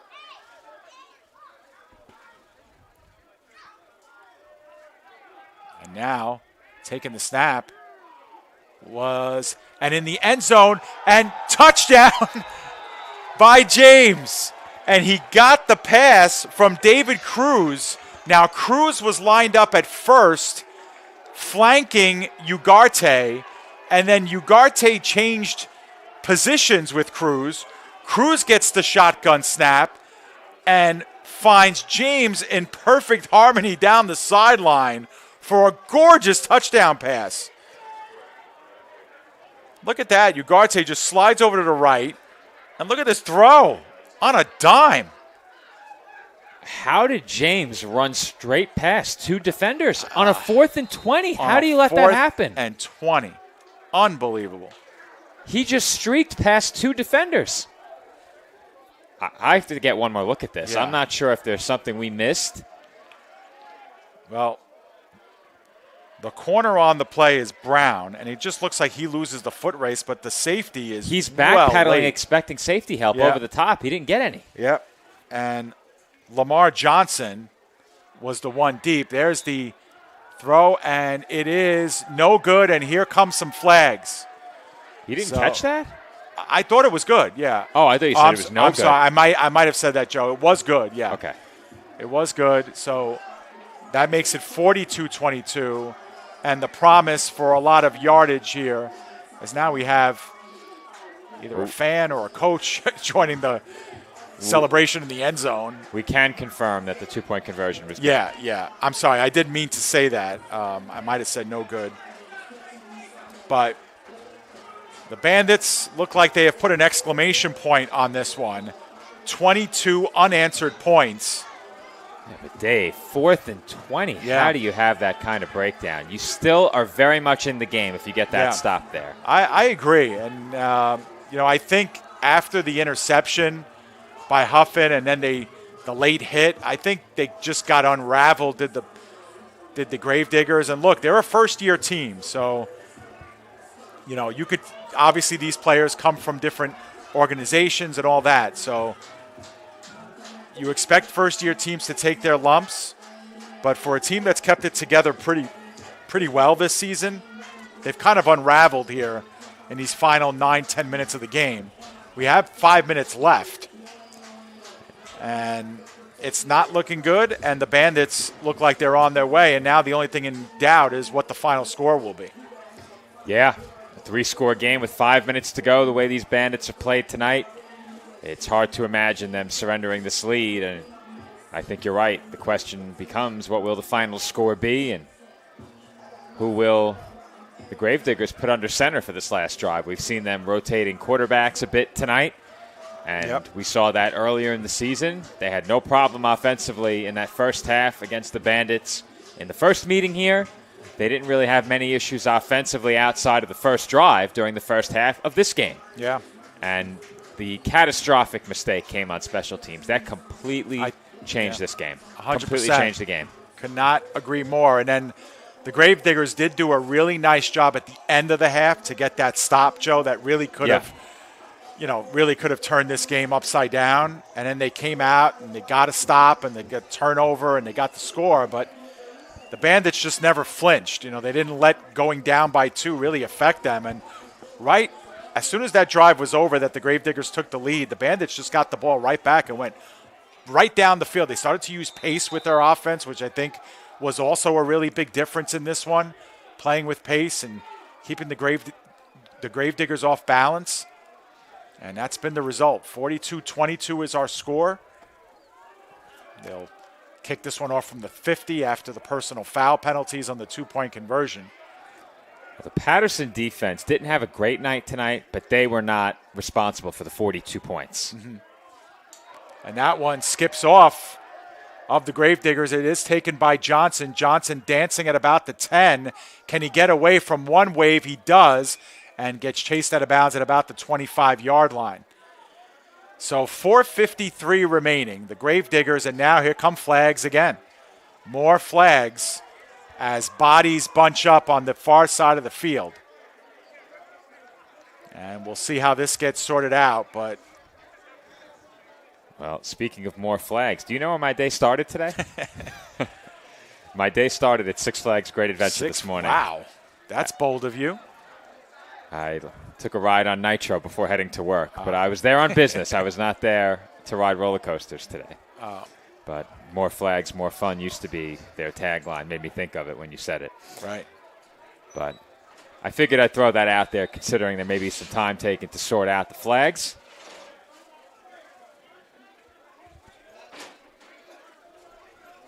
What? No, we're going to go down there and interview. You don't want to present it tonight? No, it's okay. So they'll get all of this settled here, Joe, and again, for us and everybody here, it would just be a matter of what happens in these final 4.5 minutes. But we're in the presence of the EFA trophy, Joe, and let's see if we can get it on camera. We sure can. We sure can. Let's get it in. Oh. Yep. Let's see. Let's see if we can show it. Let's get it over here. All right, Joe. So there you go. Well, switch that camera over. Maybe you have to back it there up we a go. little bit. The score is still there. This is what will be presented to whichever team comes out on top here at the end of these final 4.5 minutes. This is no cheap Fun Station no, trophy. This is a heavy sucker. That is a big base trophy. Special thanks to Sean and George for allowing us to put that on camera here. But we're going to get a good look at that down on field level once this game is over. We'll be down there live for you with the trophy presentation. We'll get some interviews as well with our champions and capping another great EFA season. 4:53 to go here, and this drive starts at the 10-yard line for the Gravediggers. Huffin remains in at quarterback. He's looking middle of the field. That one's underthrown and very nearly picked off. Quincy Banks had a good opportunity there to get the INT. Couldn't come down with it.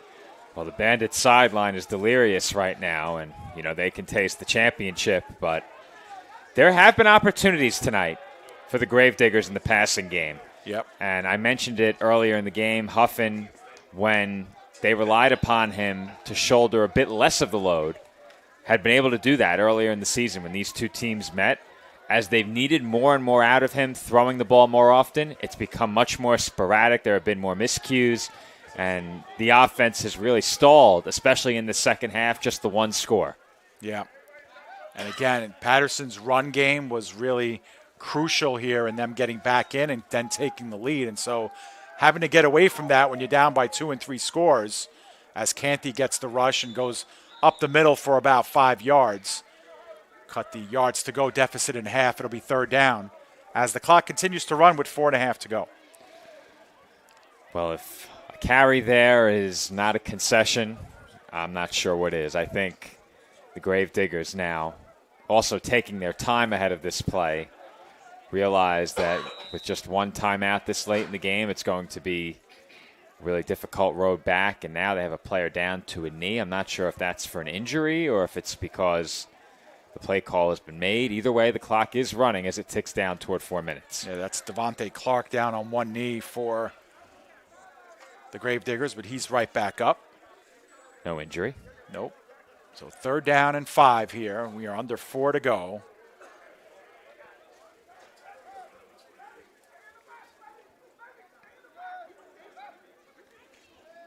Huffin goes back.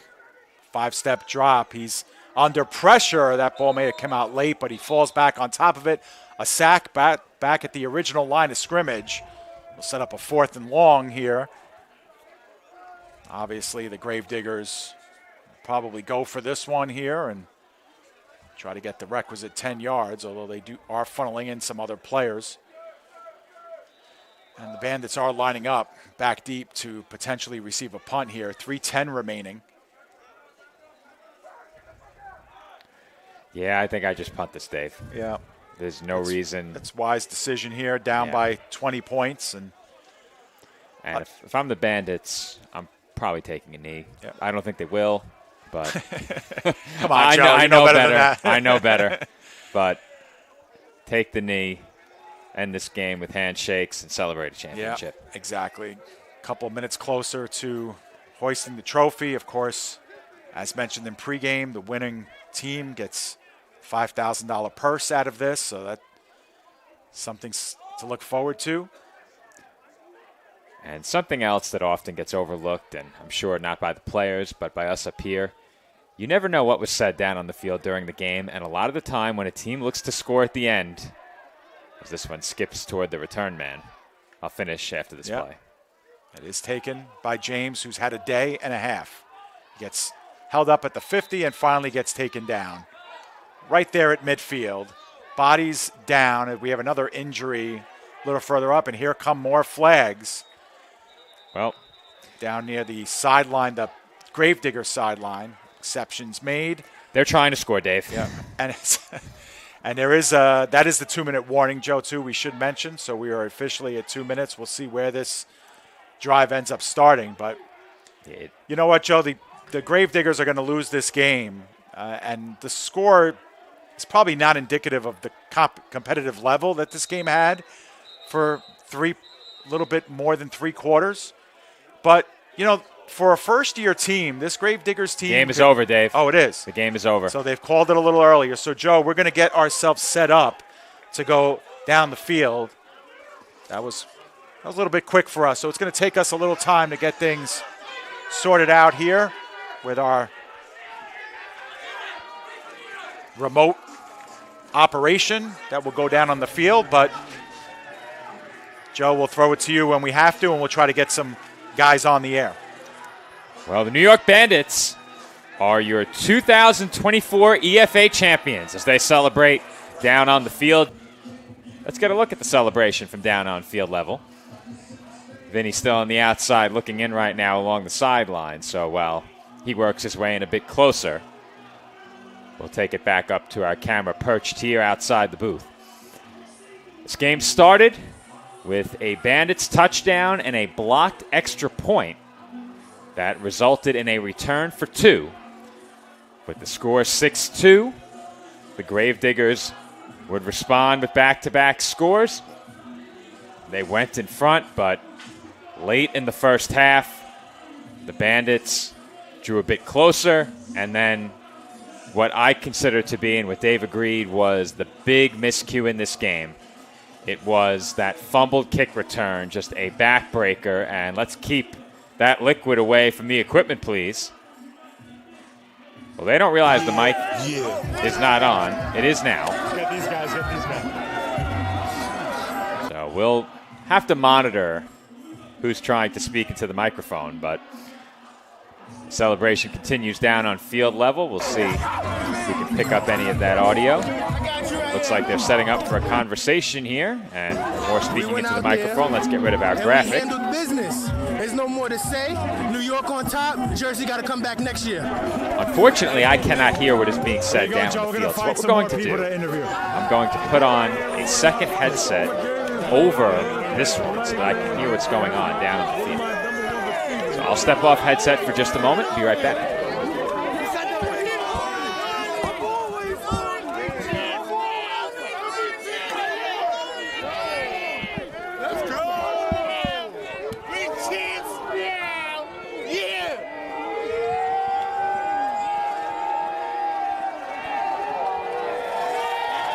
All right, Joe Foreman back with you. And I'm now hearing myself echo. All right, I'm going to get Errol James. Just stay here. I'll grab it.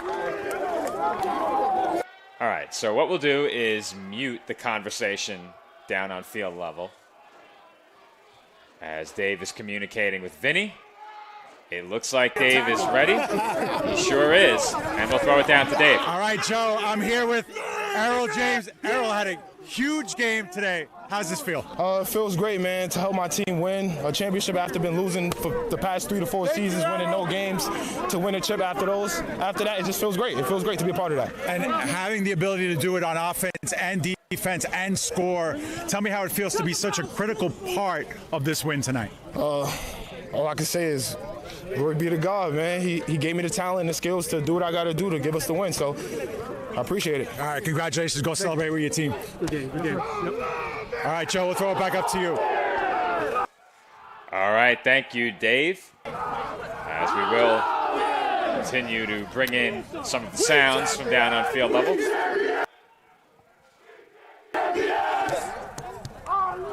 We do have communication going on among our crew.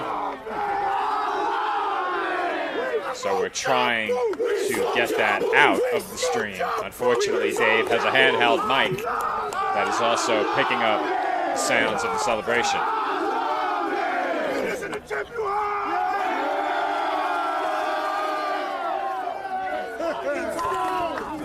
Joe, we're about to have our trophy presentation any second. Well, Dave does not know that I can hear him, but I can.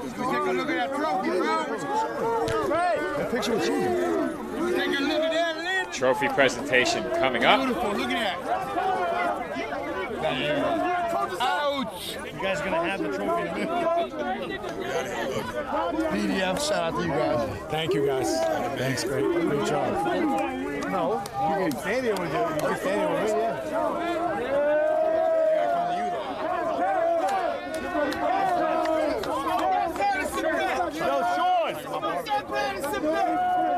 Is the two fucking offensive and defensive MVPs up there? We had to cut the audio for just a moment. There was some profanity coming through. Don't want to get copyright flagged or flagged for any non-advertiser friendly content. Where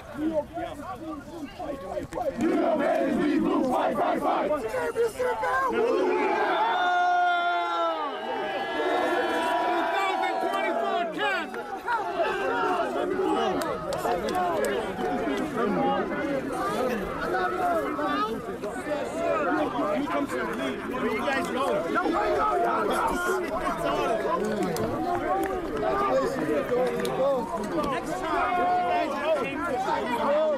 This ain't a regular game. So as the celebration continues down on field level, Dave will try and secure another guest shortly. So I'll stay with you up here in the booth and await the thumbs up from Dave down on field level. But he's down there right now awaiting his next conversation with the 2024 EFA champion New York Bandits. As Sean Spencer will present the trophy and we'll turn it over to him. Alrighty, so without further ado, I'd like to make a couple of announcements. Promises made, promises kept, $5,000.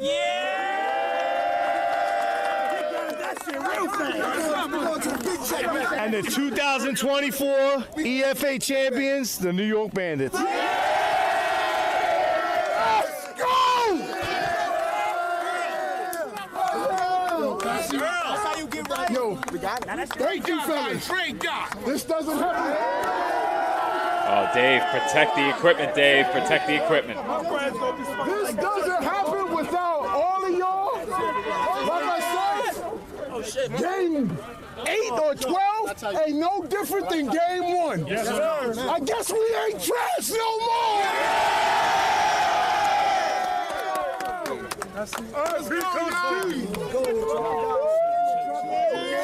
Bandits, during the last 2 seasons, much maligned online. Same old Bandits, no more. Are all leading that celebration. He hands the trophy to his quarterback, David Ugarte.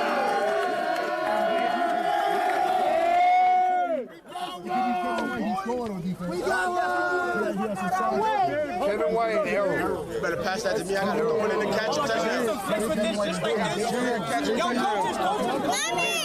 other day, threw Errol 1-2. Let's give you tackles. I got to throw a touchdown.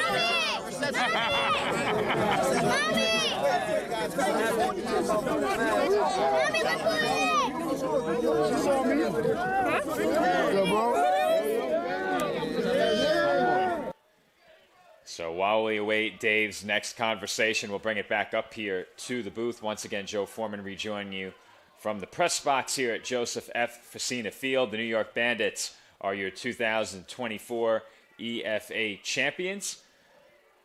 Celebration continues down on the field. The trophy now in the hands of Omari Clark, defensive lineman for this Bandits squad. And this is a team that, as I mentioned just before throwing it back down to the field, has been the subject of a lot of scrutiny. Some of it warranted, some of it perhaps not. But this team was without a win on the field for 2 seasons, and now they are EFA champions. And I think Earl has the microphone in hand. So with that, I think we will throw it back down to the field and see what he has to say. We are outside with Commissioner Sean Spencer. The Bandits won the chip 2024. We see cigar smoking, champagne in the air. We know what's going to happen. Shout out to the guys. We highly appreciate y'all, each and every one of y'all. They're trying to figure out something over here. Everybody, all y'all sitting here anxious. Yeah. Yo, fellas, can everybody please take a step back and give your coach and staff some space? Fellas, we got to step back so they can announce what they're announcing, y'all. We got to step back. We want to announce that y'all niggas is... Christian, you can't be doing that on the stream now. Oh, my God. Let's go. Good job. Good job. Wait, watch the champagne, please. This way, bro. Say Bandits. He got a Bandits chain. Wow. I see. All right, no more flicks, y'all. Let them announce what they announce. My first announcement, the Bandits will be playing against the Silverbacks. I got you, man. I'm sorry. Right here. Yo, gentlemen, listen up. Wait, where picture? One more picture. We're gonna go 2024 defensive MVP. Respect. Fellas, he led the team in tackles all season. Today he led the team in tackles. Today we're gonna go with Cam, y'all.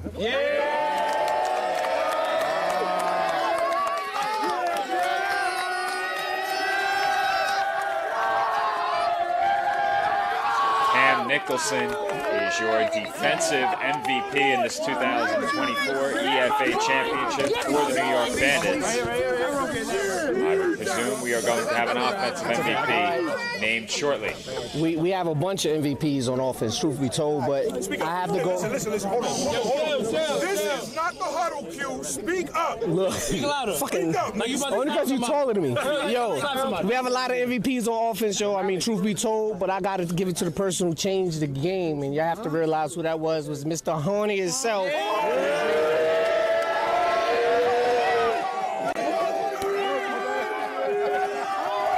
Offensive MVP, Diori Addison. And you certainly cannot argue with that up here in the booth. He had a great game earlier in the season when these two teams met, and was great once again this evening.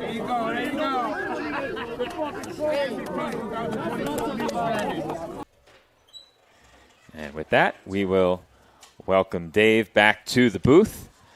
We did catch a lot of the trophy presentation, Dave. It was only after the start of the second interview that we lost you in post. We'll get all of that back. Maybe you can fill our viewers watching live in on some of what was said.